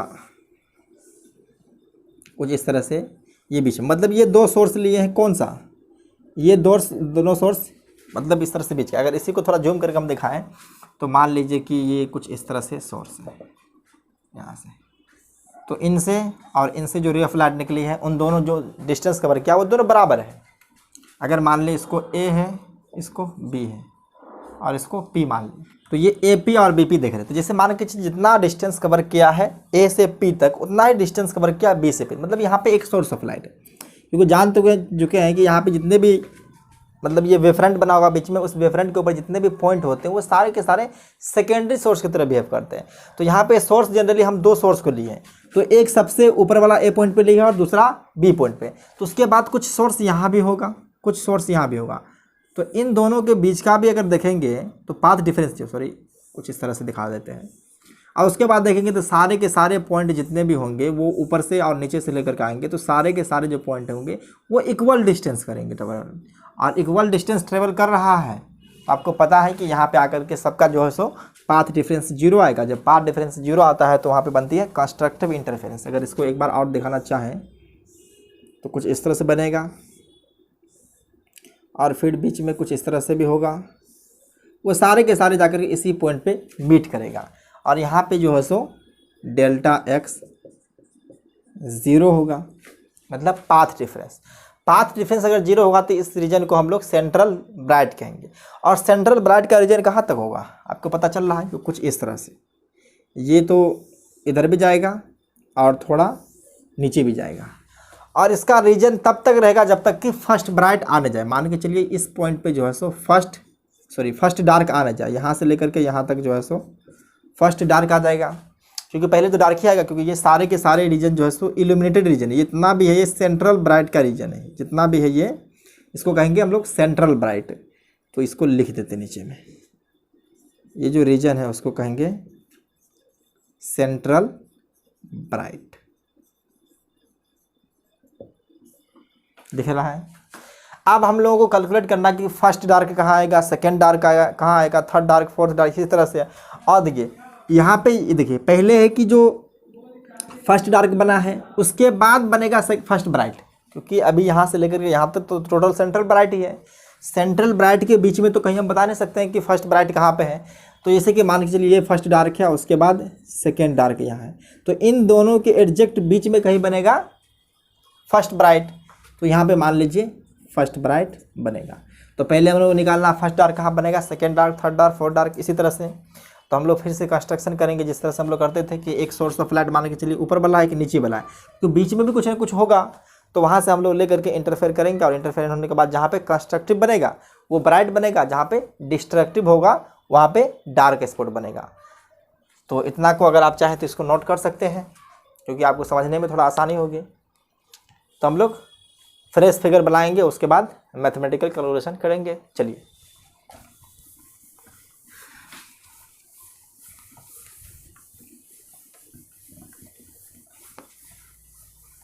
तो अब तक मैं आपको पता चल चुका, जो स्लिट लिए हम लोग, स्लिट के ऊपर एक सोर्स नहीं बल्कि इनफाइनाइट नंबर ऑफ सोर्स होते हैं, और वो इनफाइनाइट नंबर ऑफ सोर्स की वजह से कुछ कंस्ट्रक्टिव बनेगा और कुछ डिस्ट्रक्टिव। तो मान लेते हैं कि इसका जो मिडिल पॉइंट है, मतलब ये जो विड्थ देख रहे हैं ये बहुत ही छोटा है, मतलब ये बहुत ही छोटा है, लेकिन हम जूम करके दिखाएं ताकि फील हो, ऐसा नहीं कोई कुछ इस तरह से बना दें ताकि आपको दिखाई न दे। तो इस दोनों के बीच का डिस्टेंस जो है सो ए मान लें, मतलब ये स्लिट का विड्थ जो है वो ए है। अब भी पता नहीं चाहिए स्लिट किस तरह से, कुछ इस तरह से कट किए थे बोर्ड के ऊपर, तो ये कुछ प्लेन ऐसे है तो कुछ ऐसे है, तो बीच में अगर ये मान के चलिए कुछ हमारा बोर्ड है, तो बोर्ड के ऊपर या कार्डबोर्ड है तो उसके ऊपर स्लिट बना दिए थे। तो इसका मिडिल पॉइंट जो है सो कुछ इस तरह से, यहाँ पे डेलेक्स 0 मान लीजिए, तो इसको सेंट्रल ब्राइट कहते थे, इसको सी बी, जो कि पहले फिगर में बता दिए हैं। तो एक हम लोग मान लीजिए एक सोर्स ये है और एक सोर्स ये है, तो यहाँ पे जाकर कहीं बना है फर्स्ट डार्क, यहाँ पे फर्स्ट डार्क बना है।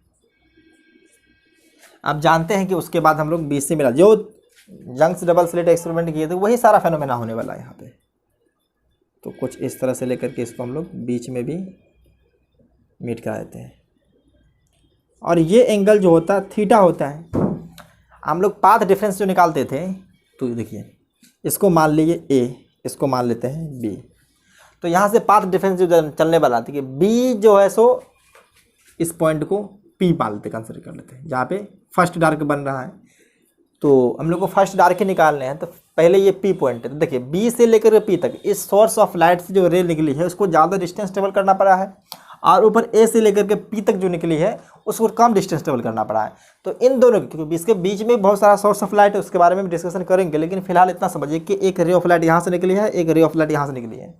तो इन दोनों के बीच जो हम पाथ डिफरेंस निकालते थे, तो कुछ इस तरह से इसके ऊपर कुछ परपेंडिकुलर गिराते हैं, ये परपेंडिकुलर, और ये जो विड्थ होता है ये वाला पोर्शन, ये टोटल, तो यहाँ पे डी था तो इसको हम लोग डी साइन थीटा कहे थे, तो यहाँ पे जो हो जाएगा वो ए साइन थीटा हो जाएगा, ये वाला पोर्शन, ये जो है इसको ए साइन थीटा कह दिए थे।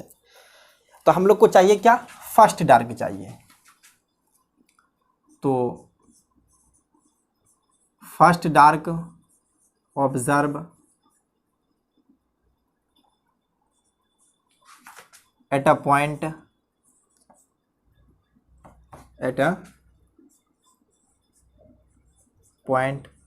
where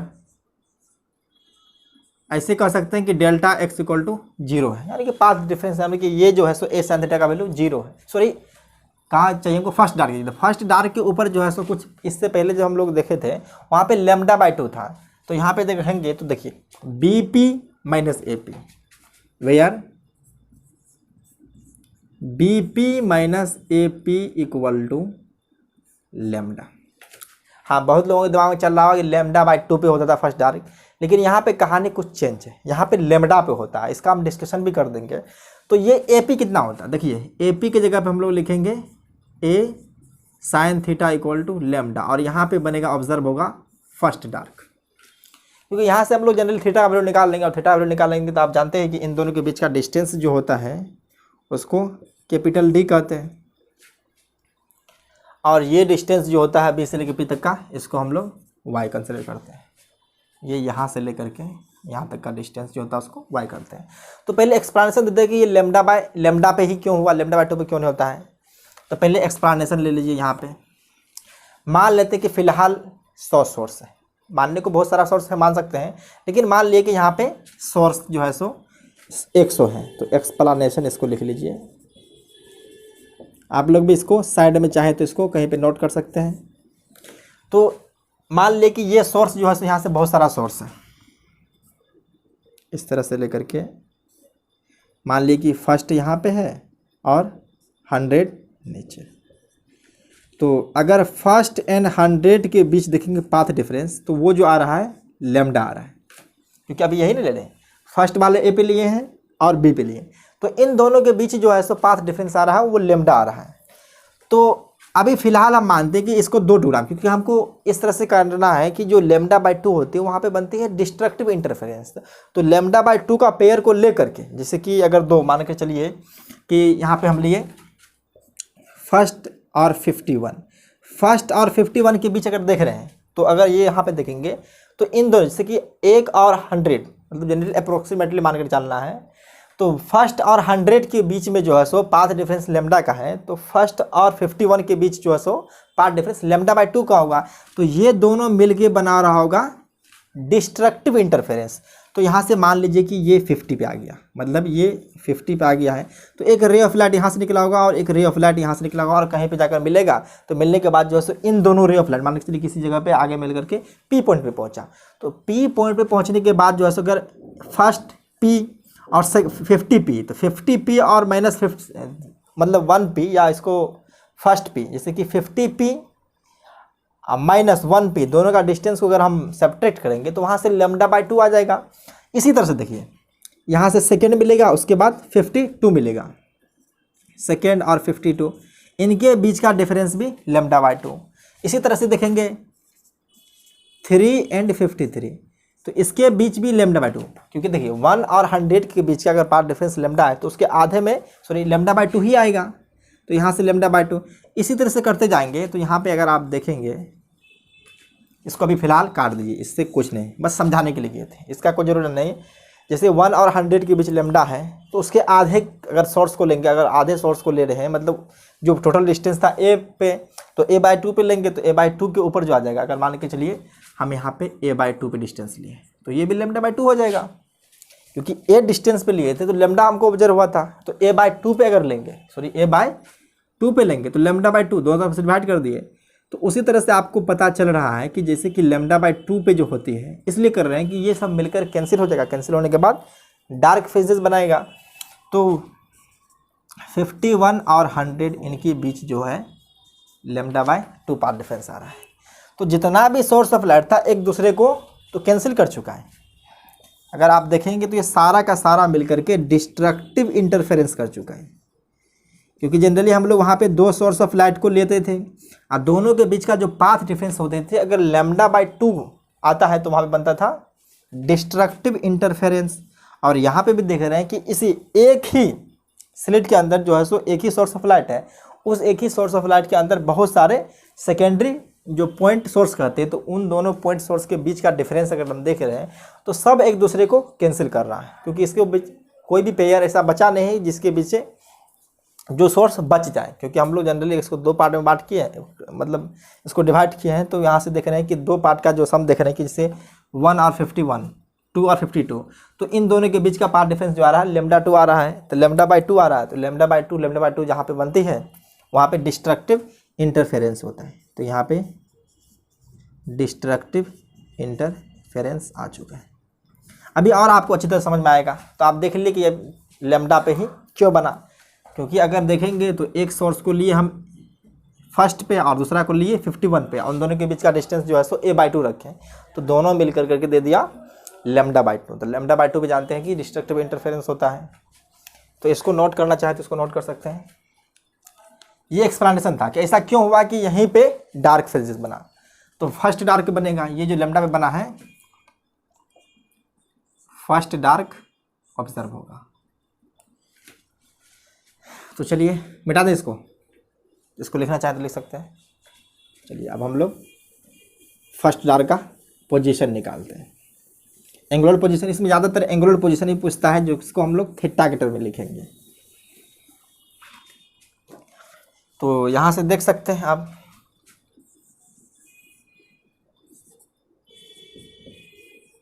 A sine theta equal to lambda, ये फर्स्ट डार्क का कंडीशन है। तो साइन थीटा यहाँ से कितना आ जाएगा, लैम्डा बाय ए। जनरली आप जानते हैं कि ये ए का वैल्यू जो होता है, अगर मान के चलिए अंगस्ट्रम में होता है और ए का, तो ये लैम्डा बाय ए का रेशियो जो होता है वो काफ़ी छोटा होता है। तो ये काफ़ी छोटा होता है, तो यहाँ से हम लोग साइन थीटा को लगभग थीटा मान सकते हैं। माना कि ये दोनों अप्रोक्स होते हैं, लेकिन फिर भी ये बहुत ज़्यादा लैम्डा के रिस्पेक्ट में बड़ा होता है। तो साइन थीटा का वैल्यू लगभग थीटा भी मान सकते हैं, और ज़्यादा छोटा है तो इसको टेन थीटा भी मान सकते हैं। ये आप ऑब्जर्वेशन ट्रिगोनोमेट्री से जानते हैं कि जब साइन थीटा का वैल्यू बहुत छोटा हो तो उसको हम थीटा भी लिख सकते हैं और टेन थीटा के इक्वल भी लिख सकते हैं। और ज्योमेट्रिकल ऑप्टिक्स में आप देख चुके हैं, जिसको रे ऑप्टिक्स कहते हैं, उसके अंदर इस सब कैलकुलेशन बहुत बार किए हैं। तो यहाँ से अगर हम थीटा निकालना चाहेंगे तो थीटा तो आ चुका है, इक्वल टू लैम्डा बाय ए। ये फर्स्ट डार्क का है, ये फर्स्ट डार्क का है। अगर सिमिलरली हमको सेकेंड डार्क चाहिए, सेकेंड डार्क के लिए क्या हो जाएगा, बीपी माइनस एपी का वैल्यू 2 लैम्डा हो जाएगा। तो यहाँ से आप देखिए, ये तो एंगुलर पोजीशन हो गया, इसको अगर चाहे तो लिख सकते हैं angular position of first dark. कहाँ से मेजर किए, सेंट्रल मैक्सिमा से, sorry, position of first dark from central bright से। और इसका अगर एक्चुअल पोजीशन निकालना है तो आप जानते हैं कि साइन थीटा टेन थीटा का बराबर होगा, और ये y है तो ये थीटा है, तो देखिए इन दोनों के बीच का डिस्टेंस d हो गया, और y है तो यहाँ से टेन थीटा को लिख सकते हैं y बाय डी। तो उसी को थोड़ा यहाँ से उठाइए, तो साइन थीटा की जगह पे टेन थीटा कर सकते थे, tan theta equal to tan theta equal to हो जाएगा लैम्डा बाय ए, और इसको लिख सकते हैं y by D equal to lambda by a. तो y फर्स्ट डार्क जो ऑब्जर्व हुआ है वो d लैम्डा बाय ए पे, d लैम्डा बाय ए पे। ये ज्योमेट्रिकल पोजीशन हो गया है, वो था एंगुलर पोजीशन। तो इतना को नोट कीजिए, उसके बाद सेकेंड डार्क पे आते हैं। इसी तरह से सेकेंड डार्क जो मिलेगा वहाँ पे दोनों के बीच का जो डिफरेंस होना चाहिए, पाथ डिफरेंस, वो 2 लैम्डा होना चाहिए। और इस 2 लैम्डा कैसे होना चाहिए इसको भी हम एक्सप्लेन कर देते हैं। अब देखिए ये 2 लैम्डा है, तो जनरली आप ऐसा कीजिए कि a/4 कर दीजिए। तो a/4 जब कर देंगे तो λ/2 आ जाएगा। तो इस तरह से हम फिर से 100 सोर्स मानते हैं और 100 सोर्स को 4 टुकड़ा में कट करते हैं। तो 4 टुकड़ा में कट करते हैं तो वहाँ से पेयर बनेगा। अब पेयर बनने के बाद देखने को मिलेगा कि सारे का सारे एक दूसरे को कैंसिल कर चुका है। मान लीजिए कि जो सोर्स है उसके पास 100 सोर्सेस है, 100 पॉइंट सोर्स है। सबके बीच का अगर देखेंगे 100 पॉइंट सोर्स है, और 1 और 100 के बीच का जो डिफरेंस है वो 2 लैम्डा है। जनरली अभी देख रहे हैं कि अभी जो पार्ट डिफरेंस है इन दोनों के बीच, ये ए के और बी के बीच का, जैसे कि अगर देखें तो बीपी माइनस एपी का पार्ट डिफरेंस जो है सो 2 लैम्डा है। तो हम करते हैं कि यहाँ पे एक सोर्स बनाते हैं, इसमें बहुत सारा सोर्स, जनरली 100 सोर्स को कंसिडर करते हैं। बहुत सारा सोर्स है लेकिन फिर भी 100 को करते हैं। तो यहाँ पे फर्स्ट हो जाएगा, सॉरी यहाँ पे फर्स्ट, और यहाँ पे 100। तो यहाँ मान लीजिए 25, और यहाँ पे 50, और यहाँ पे 75, मतलब 75। तो ये 25 आ जाएगा यहाँ पे, उसके बाद ये 50 आ जाएगा, और ये 75 आ जाएगा।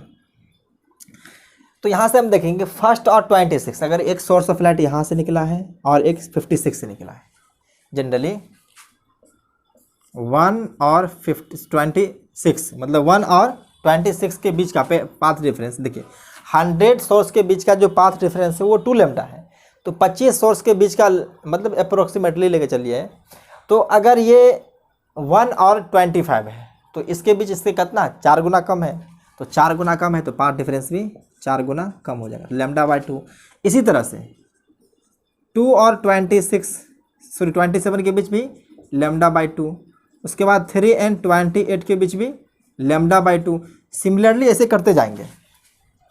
तो देखिए एक 26 और 51 आ जाएगा, या इसी तरह से इसको कर सकते हैं 25 और 25 एंड 50, इनके बीच भी पाथ डिफरेंस λ/2। इसी तरह से अगर देखेंगे तो 26 एंड 51, क्योंकि अब भी इनके बीच का जो सोर्स है वो 25-25 का ही सोर्स ले रहे तो λ/2। इसी तरह से करते आएंगे। यहाँ से देखिएगा 76 और 100, 76 एंड 100 के बीच जो पाथ डिफरेंस आएगा वो λ/2 ही आएगा। तो देखिए सारे 4 पेयर में हम लोग कन्वर्ट कर दिए λ/2 लेकर के, तो वहाँ से देख रहे हैं कि टोटल एक दूसरे को फिर से ये कैंसिल कर रहा है, इसमें कोई सोर्स बच नहीं रहा है। इस तरह से जो है सो हम लोग चाहें तो ब्राइट के लिए भी बाद में डिस्कशन करेंगे। तो ये अभी एक्सप्रेशन देख लीजिए, 100 पॉइंट सोर्स है तो 1 और 100 के बीच का जो पाथ डिफरेंस है वो 2 λ है, तो उसी तरह से उसका 4 गुना कम, तो 1 और 26 मतलब 25 है, तो यहाँ पे 1 और 100 के बीच 2 λ था, तो उसी तरह से जो है सो यहाँ पे 1 और 26 के बीच जो है सो λ/2 आ गया। तो ये दोनों मिलकर के कैंसिल कर देगा डिस्ट्रक्टिव इंटरफेरेंस, तो ये डार्क। फिर ये दोनों देख रहे हैं तो 2 और 27 मिलकर के λ/2, फिर डिस्ट्रक्टिव इंटरफेरेंस। तो ये सारे के सारे पेयर खत्म हो जाएंगे और यहाँ से सब मिल करके दे देंगे डिस्ट्रक्टिव इंटरफेरेंस। डिस्ट्रक्टिव इंटरफेरेंस, और डिस्ट्रक्टिव इंटरफेरेंस के ऊपर क्या बनती है, तो डार्क फ्रिंजेस। तो पता चल गया कि सेकेंड डार्क किस तरह से ऑब्जर्व होगा। तो इसको नोट करना चाहें तो नोट कर सकते हैं, बस समझने के लिए। अब देखिए हम लोग पोजीशन निकालते हैं सेकेंड डार्क का।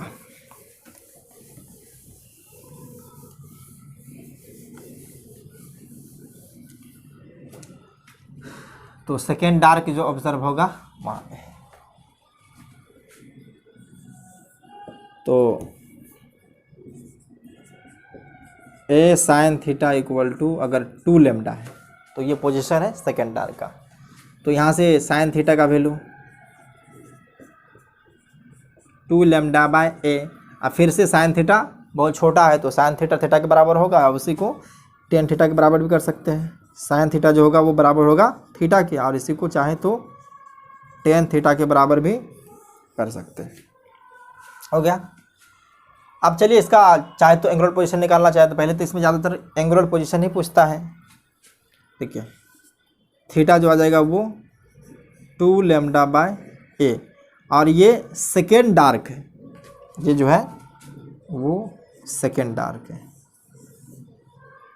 इसको चाहे तो लिख सकते हैं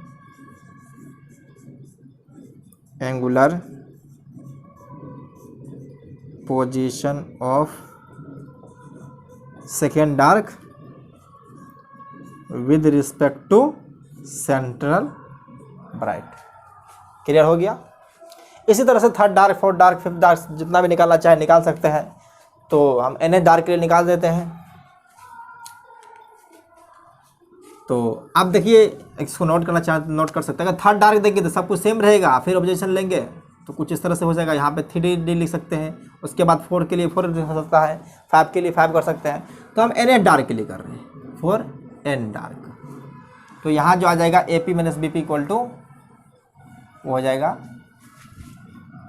n λ। तो ये AP BP - AP जो है सो ये डिफरेंस होता है a साइन थीटा। तो यहाँ से a sine theta equal to क्या हो जाएगा n λ। और यहाँ पे भी चाहे तो सबको मिटा करके ये n λ और ये n λ/a, ये तो वही रहेगा टेन थीटा के बराबर। तो सिमिलरली हम लोग यहाँ से एंगुलर पोजीशन जो है सो निकाल सकते हैं nth ब्राइट के लिए। तो यहाँ से nth ब्राइट कर देंगे, सॉरी nth डार्क कर देंगे, सॉरी nth ब्राइट नहीं nth डार्क है। तो यहाँ पे भी हो जाएगा n λ। तो जनरली इसको n λ/a angular position of nth bright, nth dark, sorry bar bar bright क्यों मुंह में आ जाता है, nth डार्क। इसी तरह से आप निकालना चाहेंगे अगर जो ओरिजिनल पोजीशन है जिसको ज्योमेट्रिकल पोजीशन कहते हैं, तो ये nth निकाल सकते हैं। तो इसको फर्स्ट डार्क कहे थे, तो यहाँ पे जो आ जाएगा वो n λ हो जाएगा, क्योंकि जानते हैं कि ये जो वैल्यू है वो साइन थीटा लगभग टेन थीटा के बराबर है यहाँ से, तो इसको हम लोग लिख सकते हैं एन लेमडा बाय ए। तो इस तरह से जो है सो इसको एन लेमडा, देखिए आपको ऐसा नहीं कि वहाँ पे कभी भी मिटा कर लिख सकते हैं, वहाँ पे आपको नीचे इस स्टेप को लिखना है, क्योंकि बोर्ड का तो ये फ़ायदा मिटा के हम लिख सकते हैं। तो आप देखिए जनरली आप तो हम बात जान गए कि जो nth ब्राइट कहाँ पे मिल रहा है, तो यहीं से N D lambda by a है, तो यहाँ से एन डी लेमडा बाय ए आ जाएगा। और एंगुलर पोजीशन देखिए खास करके जो है सो डिफ्रैक्शन में एंगुलर पोजीशन ही पूछा जाता है, और एंगुलर पोजीशन जो होता है बहुत ही छोटा होता है, वो देखेंगे तो 10 के पावर माइनस में कुछ आता है। तो यहाँ से आपको जो पता चल रहा है कि जो फर्स्ट डार्क, मान के चलिए कि यहाँ पे फर्स्ट डार्क मिला और यहाँ पे सेकेंड डार्क मिला, तो ब्राइट कहाँ होगा, इसी दोनों के बीच में होगा, क्योंकि यहाँ से लेकर के यहाँ तक तो ब्राइट ही ब्राइट रीजन है, और जो फर्स्ट ब्राइट मिलने वाला है वो यहाँ पे मिलेगा फर्स्ट ब्राइट।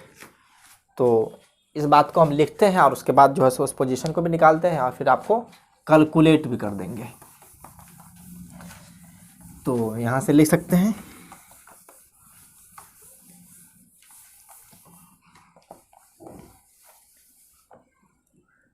तो इस सब को हटाइए,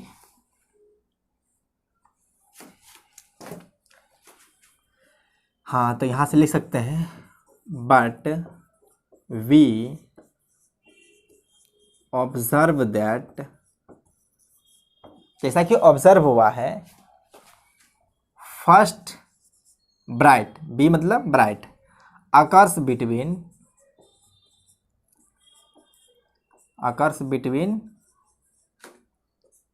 first dark and second dark. तो इस तरह से यहाँ से हम लिखना चाहेंगे फॉर फर्स्ट डार्क के लिए, तो फर्स्ट ब्राइट, आज पता नहीं क्या हो रहा है कि जहाँ पे डार्क वहाँ पे ब्राइट बोल रहे हैं, जहाँ पे ब्राइट वहाँ डार्क बोल रहे हैं, फॉर फर्स्ट ब्राइट।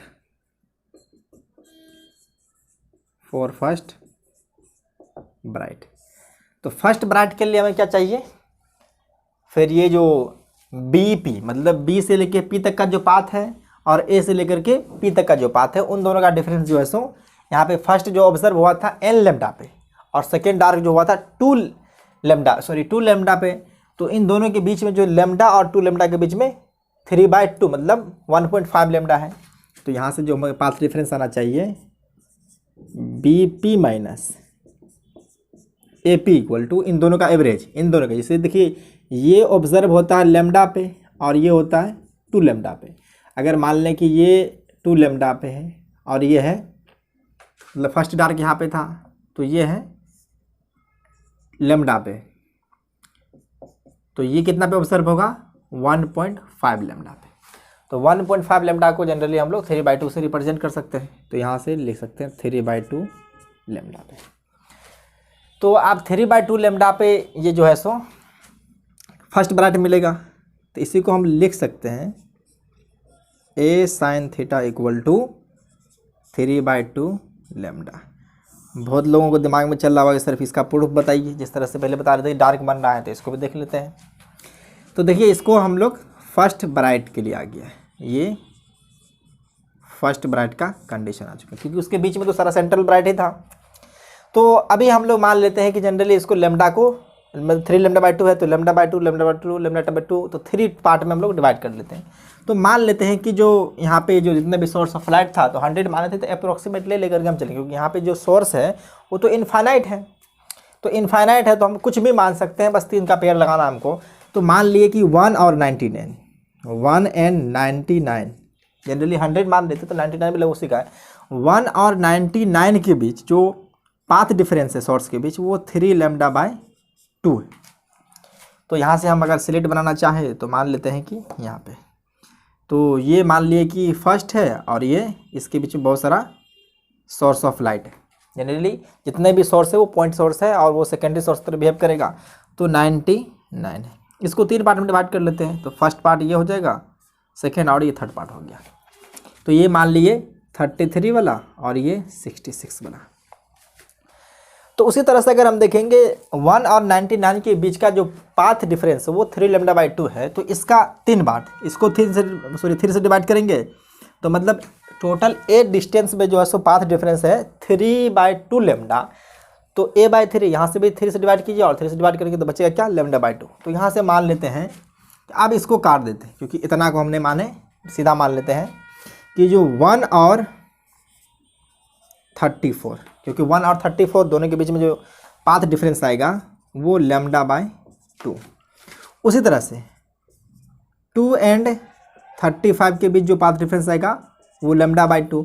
इसी तरह से सिमिलरली 33 एंड 66 के बीच जो पाथ डिफरेंस आएगा वो लैम्डा बाई 2। और मान चलिए देखिए, अगर यहाँ से इसको बनाए फिर उसके बाद जो है सो ये लिए, फिर ये लिए, फिर इसी तरह से देखिए ये सारा जो है सो एक दूसरे को कैंसिल कर दिया। अब 67 ये देखिए यहाँ से लेकर के यहाँ तक देखिए 2-2 का पेयर बना, 2-2 का पेयर बनने के बाद लैम्डा बाई 2 का डिफरेंस आ चुका है और ये मिल करके बना दिया डिस्ट्रक्टिव इंटरफेरेंस। तो दिमाग में चल रहा है कि सर फिर से ब्राइट डार्क होना चाहिए, लेकिन रुको थोड़ा सा सब्र करो। डिस्ट्रक्टिव इंटरफेरेंस, लेकिन अब यहाँ से लेकर के जो यहाँ यही लिख देते हैं, थोड़ा कलर चेंज कर देते हैं, बट 66 तक तो कैंसिल हो चुका है, बट 67 टू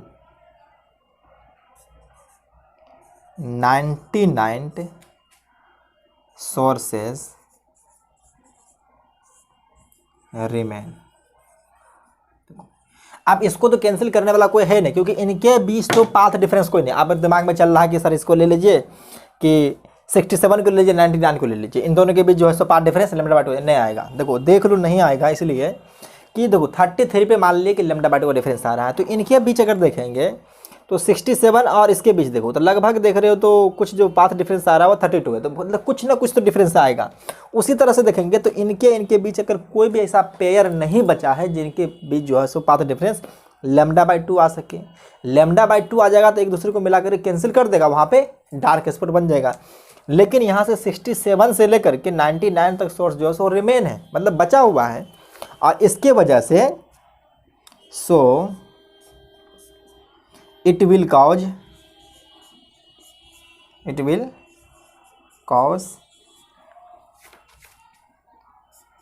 bright region। लेकिन बात अलग है कि अगर बीच में देखेंगे तो टोटल 100 सोर्स की वजह से आ रहा था, लेकिन अब जो आया है वो लगभग यहाँ पे देख रहे हैं 33 सोर्स ही बचा है, 33 सोर्स की ही बचा है। अगर सेकेंड ब्राइट के बारे में देखेंगे तो सेकेंड ब्राइट जो ऑब्जर्व होगी वो सेकेंड डार्क और थर्ड डार्क के बीच में होगा, तो वहाँ पे जो फेज डिफरेंस पाथ डिफरेंस हो जाएगा 5 लैम्डा बाई 2 होगा। तो उस पर भी हम लोग आएंगे, कॉज ब्राइट फ्रेंस, ये ब्राइट फ्रेंसेस करेगा। तो ये मिलकर के इतना तो डिस्ट्रक्टिव कर दिया, लेकिन ये यहाँ से लेकर के यहाँ तक 67 से लेकर 99 तक लगभग 33 सोर्स जो होते हैं वो बच गए हैं। और इन दोनों को कैंसिल करने के लिए, मतलब ये 33 सोर्स को कैंसिल करने के लिए कोई बचा ही नहीं बचा है, तो ये सब प्रोड्यूस करेगा ब्राइट फ्रेंसेस। तो आई थिंक आप लोगों को क्लियर हो गया होगा। तो यही सब बात जो है सो एनसीईआरटी किताबों में या किसी और किताब में पढ़ेंगे तो वो सिंथा लैंग्वेज में लिख दिया है और हम यहाँ पे समझा दिए, तो थोड़ा आपको आसानी हो जाएगा। तो चलिए हम लोग इसका थोड़ा सा जो एंगुलर पोजीशन है उसको कैलकुलेट कर लेते हैं। आप सिंपल मैथमेटिक्स से आप जानते हैं कि यहाँ से अगर निकालना चाहेंगे तो ए साइन थीटा को चाहें तो इसको डिवाइड कर सकते हैं, लैम्डा है तो ए साइन थीटा जो आ जाएगा, साइन थीटा इसको डिवाइड कर देते हैं, साइन थीटा इक्वल टू 3/2, तो 3 लैम्डा बाय 2 है। और जहाँ की जानते हैं लैम्डा बाय ए का रेशियो होता है बहुत ही छोटा होता है, यहाँ से कह सकते हैं कि साइन थीटा जो है वेरी स्मॉल। अगर ये बहुत छोटा है तो साइन थीटा जो होता है अप्रोक्सीमेटली वो थीटा के बराबर, और ये जो थीटा होता है वो टेन थीटा के बराबर कर सकते हैं। तो यहाँ से अगर हम थीटा निकालना चाहेंगे तो थीटा जो आ जाएगा 3 लैम्डा बाय 2a। ये किसके लाया है? फर्स्ट ब्राइट के लिए, ये फर्स्ट ब्राइट के लिए। तो यहाँ से लिखना चाहेंगे तो लिख सकते हैं angular position of first bright, कहाँ से, सेंट्रल मैक्सिमा से, from central bright. Central maxima के हैं, सेंट्रल ब्राइट की बात एक ही है। उसी तरह से अगर हम निकालना चाहेंगे इसका एक्चुअल पोजीशन, एक्चुअल पोजीशन मतलब क्या है कि ज्योमेट्रिकल लेंथ निकालना चाहेंगे तो आप जानते हैं कि ये थीटा है और ये डी है, तो यहाँ से टेन थीटा तो लिख ही सकते हैं। तो टेन थीटा कितना हो जाएगा, y/d। इसी तरह से इस बात को तो लिखना चाहते हैं तो और बीच में ही कहीं गुजार लीजिए। चलिए इसको मिटा रहे हैं और यहाँ से हम लोग जो एक्चुअल पोजीशन है वो भी निकाल देंगे। लेकिन खास करके ये सब चीज़ों में जो होता है वो एंगुलर पूछता है, तो इसलिए एंगुलर पे ज़्यादा फोकस है। तो टेन थीटा इक्वल टू वही होगा जो साइन थीटा है, तो साइन थीटा का वैल्यू 3/2, ये साइन थीटा 3/2 λ/a है, तो 3 λ/ इसको 2a। अब ये टेन थीटा का वैल्यू क्या हो जाएगा, y/d, तो इसको पुट कीजिए y/d इक्वल टू 3 λ/2a। तो यहाँ से जो y का पोजीशन आ जाएगा वो 3d λ/2a और ये है फर्स्ट ब्राइट के लिए, तो ये एक्चुअल पोजीशन है।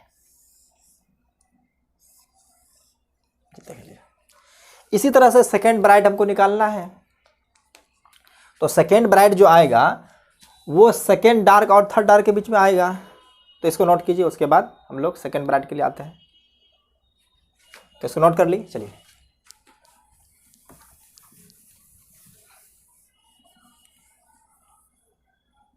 ये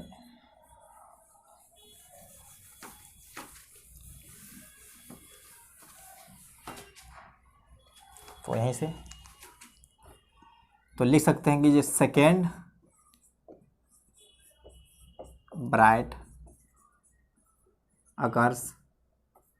देखिए हम बार बार इसलिए लिख रहे हैं कि ताकि आपके दिमाग में बैठ जाए ये कहाँ होगा। सेकेंड ब्राइट जो अकर्स होगा वो second dark and third dark. तो यहाँ से हम लोग जो पोजीशन है पाथ डिफरेंस निकाल सकते हैं, तो BP minus AP, so BP minus AP equal to जो आएगा वो, देखिए इसका पोजीशन क्या होता है 3 लैम्डा, इसका होता है 2 लैम्डा। तो 3 लैम्डा और 2 लैम्डा के बीच अगर देखेंगे तो ये 5/2 लैम्डा आ जाएगा, और इसी को हम लोग a sin थीटा कहते हैं। यहाँ से देख सकते हैं दोनों के बीच का जो पाथ डिफरेंस यही है, तो इसको a sin थीटा कहते हैं। a sin theta equal to 5/2 lambda into a। ये किसके लिए, फॉर सेकेंड ब्राइट, ये सेकेंड ब्राइट के लिए है। तो यहाँ से साइन थीटा निकाल सकते हैं। साइन थीटा का वैल्यू जो होगा वो डिवाइड, ए तो नहीं होगा अभी फिलहाल, ये तो इधर डिवाइड नहीं किए हैं, ये 5 λ/2a। जैसा कि जानते हैं कि साइन थीटा का वैल्यू बहुत छोटा होता है, तो साइन थीटा जो हो जाएगा वो टेंस टू थीटा, और इसको टेंस टू टेन थीटा भी कर सकते हैं। तो एंगुलर पोजीशन निकालना चाहें तो थीटा इक्वल टू 5 λ/2a, और ये है सेकेंड ब्राइट का। इसको अगर लिखना चाहें तो ये क्या आ गया है, एंगुलर पोजीशन। देखो थीटा के टर्म में जब हम लिखते हैं एंगल टर्म में तो उसको कहते हैं angular position. Angular position of second bright with respect to central bright, इसी को CB भी शॉर्ट फॉर्म में कह सकते थे, जगह है तो सेंट्रल ब्राइट लिख दिए। और कहीं पे सेंट्रल मैक्सिमा भी लिखा हुआ तो कन्फ्यूजन की बात नहीं, सेंट्रल ब्राइट और सेंट्रल मैक्सिमा जो होती है वो सेम ही होता है। इसी तरह से अगर आप चाहें तो यहाँ भी कर सकते हैं, टेन थीटा भी इक्वल टू कितना हो जाएगा, ये 5 हो जाएगा, ये 5, और ये 3 की जगह पे लिख सकते हैं 5। अब देखिए इसका एक्सप्लेनेशन भी अगर हम देना चाहें तो दे सकते हैं। देखिए इसको पहले लिखिए, इसका एक्सप्लेनेशन दे देते हैं, फिर बाद में आपने कहेंगे कि सर इसका एक्सप्लेनेशन नहीं दिए हैं, तो इतना नोट कीजिए, इसका एक्सप्लेनेशन भी दे देते हैं। देख लिए, तो चलिए हम यहीं पे कर देते हैं। इस बार लेमडा बाई टू अगर देखेंगे तो 5 टाइम है, मतलब 5 टाइम्स में आएगा। तो 5 से दोनों तरफ डिवाइड कीजिए। अगर 5 से डिवाइड करेंगे तो a/5। अगर सोर्स अगर पूरा मान लेते हैं कि 100 सोर्स है तो उसको 5 टुकड़ा में कट करेंगे तो 20-20 कर करके आएगा। तो मान लिए कि 1 और 100 के बीच में जो पाथ डिफरेंस है वो 5 लेमडा बाई 2 है। तो यहाँ से हम सोर्स बनाते हैं, मतलब जो स्लिट है मान लिए कि इस बीच में, ये थोड़ा सा जूम करके दिखाए हैं ताकि क्लियर हो। तो ये मान लिए कि यहाँ पे फर्स्ट है, इसी तरह से यहाँ पे मान लेते 20, फिर यहाँ पे 40, 60, 80 और ये 100 है, ये 100 ये हो जाएगा 20, ये 40, ये 60 और ये 80। तो आप देखिए जो 1 से निकला है और 28 से निकला है, अगर मान के चलिए 1 और 100 के बीच अगर पाथ डिफरेंस है 5 लेमडा बाई 2 है तो उसका 5 गुना कम, मतलब डिस्टेंस अगर कम कर देंगे तो उसका पाथ डिफरेंस भी जो होगा वो कम हो जाएगा। तो कम होने का मतलब है कि यहाँ से आप सिमिलरली कह सकते हैं, अब इसको हटाइए, इसकी कोई ज़रूरत नहीं है, आप सीधा कह सकते हैं 1 और 21 के बीच का जो पाथ डिफरेंस है वो लेमडा बाई 2 आ जाएगा। उसी तरह से 2 और 22 के बीच का जो पाथ डिफरेंस है वो भी लेमडा बाई 2 है। सिमिलरली अगर देखेंगे तो देखिए 20 और 40 के बीच का जो पाथ डिफरेंस है लेमडा बाई 2 है। इसी तरह से अगर बढ़ते आए तो आप देखेंगे यहाँ से पाएंगे कि 60 और 80 के बीच का जो पाथ डिफरेंस है वो लेमडा बाई 2 है। मतलब यहाँ से लेकर के टोटल जो है सो ये सब कैंसिल हो चुका है, ये टोटल मिलकर करके डिस्ट्रक्टिव इंटरफेरेंस कर चुका है। ये 4 पेयर एक दूसरे को कैंसिल कर दिए, फर्स्ट वाले सेकंड को कैंसिल कर दिया, थर्ड वाले ने फोर्थ को दिए। 1 से 20 तक का जो है सो 20 से लेकर 40 तक कैंसिल कर दिया, फिर 40 से 60 तक का जो है वो नीचे वाले को कैंसिल कर दिया। मतलब जो है सो जैसे कि 41 को ले लिए, तो इसी तरह से अगर यहाँ पे लिखना चाहेंगे तो 41 कैंसिल करते किसको, 61 को। उसी तरह से 42 जो 62 को इसी तरह से कर दिया, 60 किसको कैंसिल कर दिया, 80 को। तो 80 तक कैंसिल हो चुका, लेकिन 80 से लेकर के 100 तक मानती है इसका 5 गुना अगर पार्ट किए तो 5 पार्ट में से एक पार्ट रिमेनिंग रह जाता है। वही रिमेनिंग पार्ट की वजह से यहाँ पे ब्राइट फ्रिंजेस मिलेगा, भले इंटेंसिटी इसका घट जाएगा। हम लोग इंटेंसिटी ग्राफ भी देखेंगे। तो ये बना दिया है डिस्ट्रक्टिव इंटरफेरेंस, ये है डिस्ट्रक्टिव इंटरफेरेंस। तो आपको क्लियर हो चुका होगा यहाँ से जो किस तरह से हो रहा है। तो अब हम लोग चाहें तो nth ब्राइट के लिए भी निकाल सकते हैं। तो इसको मिटाएं, तो चलिए इसको मिटा करके अब देखिए nth ब्राइट जो मिलने वाला है वो देखिए किस तरह से मिलेगा। तो nth ब्राइट जो मिलेगा वो nth पे, n पे और n+1d पे, n+1d पे मिलेगा। और यहाँ पे देखिए जनरली अगर हम लोग थर्ड सेकेंड के लिए कर रहे हैं तो अभी जो फॉर्मूला लगेंगे तो इसको अगर हम मान लें तो 2n+1/2 लिखा जाएगा, या इसको 2n-1/2 लिखा जाएगा। आप ही सोच के बताइए अगर सेकेंड ब्राइट के लिए कौन सा फॉर्मूला वैलिड हुआ, ये वाला कि ये वाला। क्योंकि जनरली हम लोग जब इससे पहले किए थे तो इसको हम लोग कंसिडर किए थे, लेकिन इस बार ये वैलिड नहीं होकर के ये होगा। क्योंकि यहाँ पे अगर सेकेंड ब्राइट के लिए प्रूफ करेंगे तो 2 n का वैल्यू 2, तो 2 × 2 4 + 1 तो 5/2 है। तो इसका मतलब है कि हम जो करने वाले हैं यहाँ पे वो 2n+1 लेमडा बाई 2। तो nth ब्राइट के लिए आ रहे हैं तो ये आ जाएगा 2n+1/2 × लेमडा। तो यहाँ से भी आ जाएगा 2n+1/2 × लेमडा। तो sin θ = 2n+1/λ/a और डिवाइड बाय 2। अब एंगुलर पोजीशन जानना चाहते हैं तो सिमिलरली sin θ बहुत छोटा है तो थीटा के बराबर, और ये tan θ के बराबर। यहाँ से nth ब्राइट निकलना चाहते हैं तो nth ब्राइट का पोजीशन जो आ जाएगा वो 2n+1 λ/2a, ये रहा nth ब्राइट फ्रिंजेस। उसी तरह से यहाँ पे देखिए तो जो फॉर्मूला ये यहाँ पे है तो इसको हम प्रूफ कर सकते हैं वाई एन बी, तो सीधा उसमें डी से मल्टीप्लाई कर देंगे तो सब कुछ तो सेम ही रहेगा। 2n+1 capital D into lambda divide by 2a। तो ये तो आपको क्लियर हो चुका है। अब हम लोग फ्रिंज विड्थ निकालेंगे। सबसे पहले हम लोग निकालेंगे सेंट्रल ब्राइट का जो कितना फ्रिंज विड्थ है, उसके बाद जो है सो फर्स्ट का निकालेंगे फ्रिंज विड्थ, उसके बाद सेकंड का मतलब दो डार्क के बीच में कितना फ्रिंज विड्थ आएगा, और फिर जो है सो दो ब्राइट के बीच में कितना आएगा। तो पहले इसको नोट कीजिए।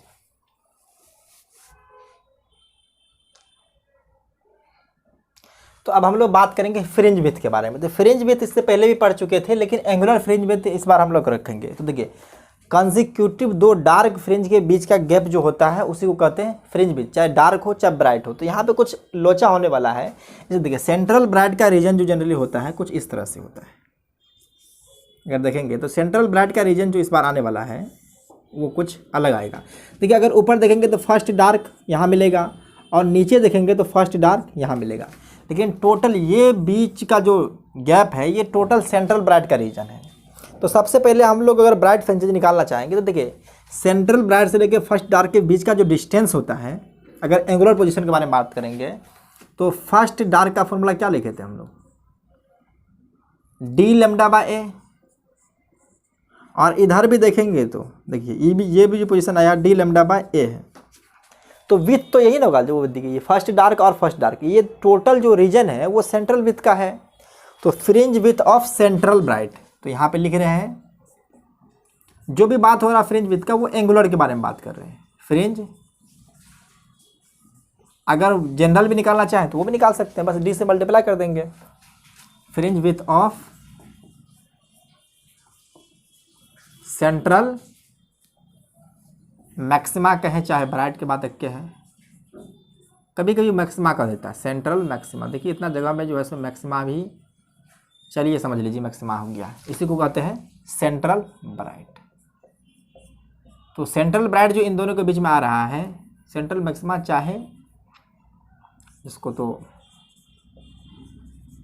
सेंट्रल ब्राइट भी कह सकते हैं। तो देखिए ऊपर लेमडा बाय ए डिस्टेंस और नीचे लेमडा बाय ए डिस्टेंस, तो ये हो जाएगा लेमडा बाय ए इंटू 2। तो उसी तरह से हम लोग angular fringe width of angular dark fringe लिखेंगे। तो सेकेंड जो हम लोग लिखेंगे ये तो सेंट्रल ब्राइट का हो गया है, उसकी वजह से angular dark fringes, dark fringes.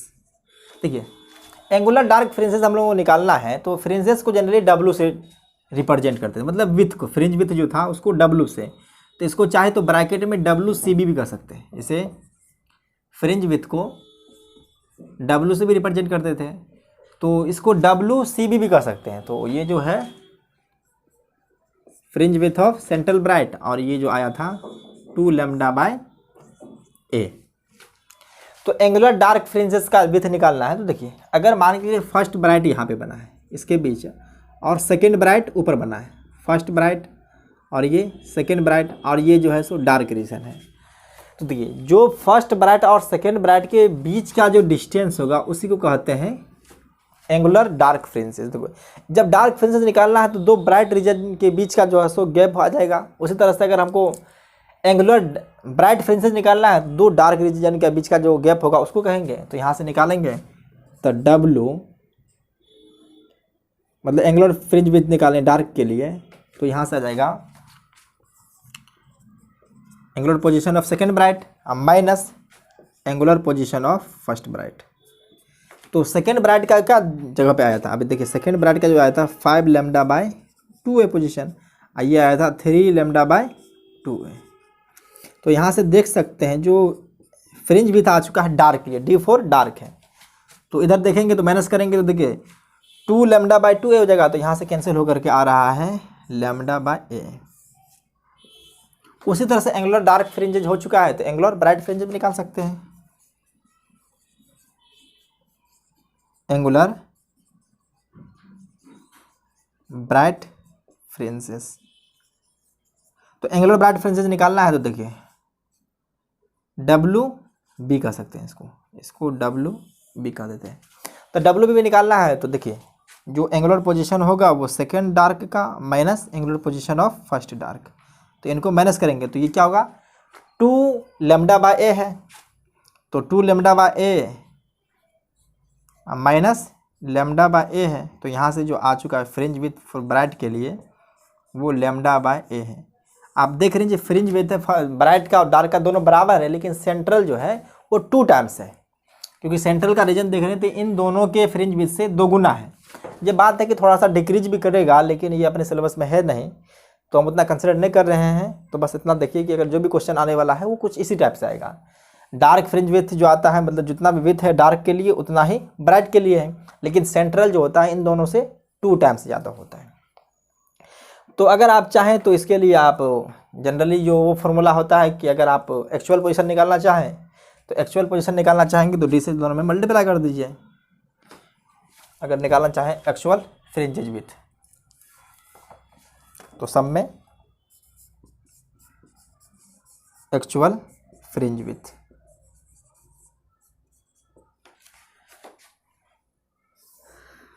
अरे ये क्या हो गया फ्रिंज विथ। तो फर्स्ट के लिए अगर सेंट्रल ब्राइट के लिए देखेंगे तो ये 2d लैम्डा बाय ए, और डार्क के लिए देखेंगे और ब्राइट के लिए दोनों बराबर हो जाएगा, डार्क और ब्राइट के लिए d लैम्डा बाय ए। तो इसमें खास बात ये थी कि सेंट्रल ब्राइट का जो फ्रिंज विथ होती है वो डार्क और ब्राइट फ्रिंज विथ से 2 गुना होता है। तो इतना बात को आप नोट कीजिए। उसके बाद हम लोग इंटेंसिटी देखते हैं। तो इंटेंसिटी का हम लोग सिर्फ ग्राफ ही देखेंगे यहाँ पे, क्योंकि अपने सिलेबस में तो है नहीं कि उसके बाद उसका फॉर्मूला क्या नहीं है। बस आप देख रहे हैं कि इंटेंसिटी जो ब्राइट का उसके बाद देखेंगे टोटल 100 सोर्स मिल करके यहाँ पे इंटेंसिटी प्रोवाइड कराता है। यहाँ टोटल 100 वाट सोर्स की वजह से यहाँ पे लाइट आ रही है। तो फर्स्ट ब्राइट में देखे थे तो लगभग 33 के लिए आया था। उसके बाद अगर सेकेंड ब्राइट को देखें तो वहाँ पे 20 सोर्स बचा था। तो उसका ग्राफ ड्रॉ कर लेते हैं यहाँ पे। तो ग्राफ जो हम लोग ड्रॉ करेंगे वो इंटेंसिटी वर्सेस एंगुलर पोजीशन करेंगे। तो एंगुलर पोजीशन कितना होता है लैम्डा बाय ए को कहते हैं। तो यहां से हम लोग इंटेंसिटी वर्सेस एंगुलर पोजीशन कर रहे हैं।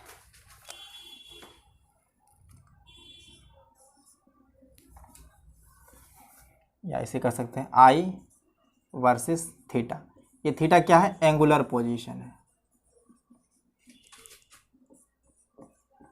एंगुलर पोजीशन, और theta equal to D lambda by a होता है जनरली। तो यहाँ से हम लोग ये वाई एक्सिस पर रखेंगे इंटेंसिटी को और इस पे रखेंगे एंगुलर पोजीशन को थीटा को। तो मान लीजिए ये थीटा है और इस पे इंटेंसिटी। तो फर्स्ट तो 0 हो जाएगा एंगुलर पोजीशन। सेकेंड को अगर देखेंगे तो फर्स्ट वाला जो आ रहा है जहाँ पे डार्क बनेगा, तो डार्क जो फर्स्ट डार्क बनता है लैम्डा बाय ए पे, लैम्डा बाय ए पे बनेगा।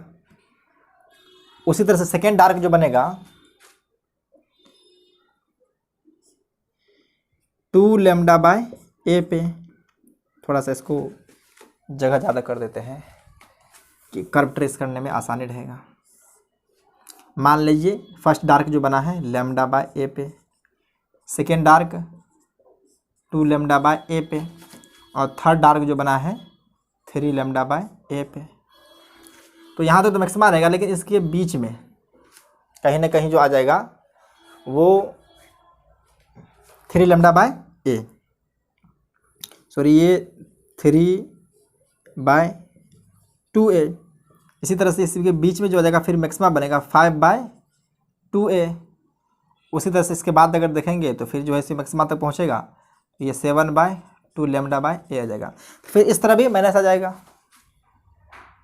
ये माइनस, तो माइनस में लैम्डा बाय ए। मान लीजिए यहाँ पे माइनस 2 लैम्डा बाय ए है और यहाँ पे माइनस 3 लैम्डा बाय ए।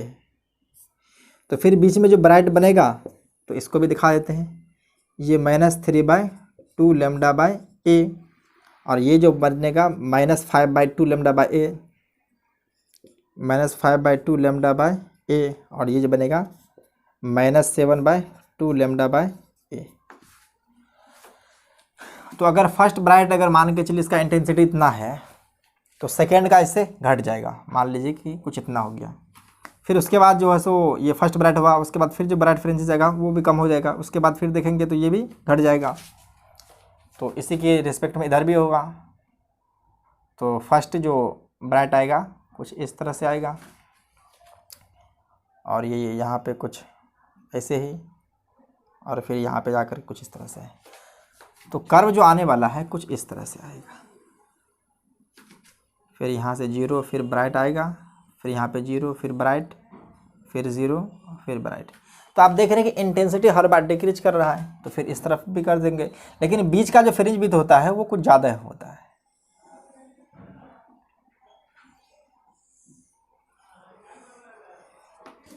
कुछ इस तरह से करवाएगा, हर बार इंटेंसिटी डिक्रीज कर रहा है। तो यहाँ से इसका अगर फॉर्मूला लिखना चाहें तो फॉर्मूला भी लिख सकते हैं। तो यहाँ से फॉर्मूला का जो दिया हुआ है इसको देख करके लिख देते हैं, जरूरी नहीं है लेकिन फिर भी देख लीजिए। I = I0 sin πa theta divide by lambda, मतलब इसके बीच में लैम्डा है, और डिवाइड बाय फिर से यही πa sin theta by lambda, ये टोटल का स्क्वायर। अगर आप चाहें तो sin थीटा का वैल्यू अगर 0 पुट करेंगे तो वहाँ से देख सकते हैं जो I का वैल्यू I0 मैक्सिमम आ जाएगा। सॉरी sin थीटा, हाँ कुछ इसी तरह से cos थीटा होना चाहिए, sin थीटा। तो कुछ इस तरह से जो है सो ये इंटेंसिटी का फॉर्मूला जो कि अपने सिलेबस में है नहीं, बस वैसे फॉर्मूला इसका लिख दिए हैं। अगर सही है तो भी कोई दिक्कत नहीं, अगर गलत है तो छोड़िए, इसको इग्नोर कीजिए, बस कुछ इतना ही आता है। तो ये इंटेंसिटी वर्सेस ये थीटा अगर कर्व था जो एंगुलर पोजीशन है, तो डिफ्रैक्शन से रिलेटेड सारी बात कर चुके हैं। तो हम लोग नेक्स्ट क्लास में पढ़ेंगे पोलराइजेशन। तब तक के लिए आप लोग पढ़ाई करते रहिए। Take care, bye bye.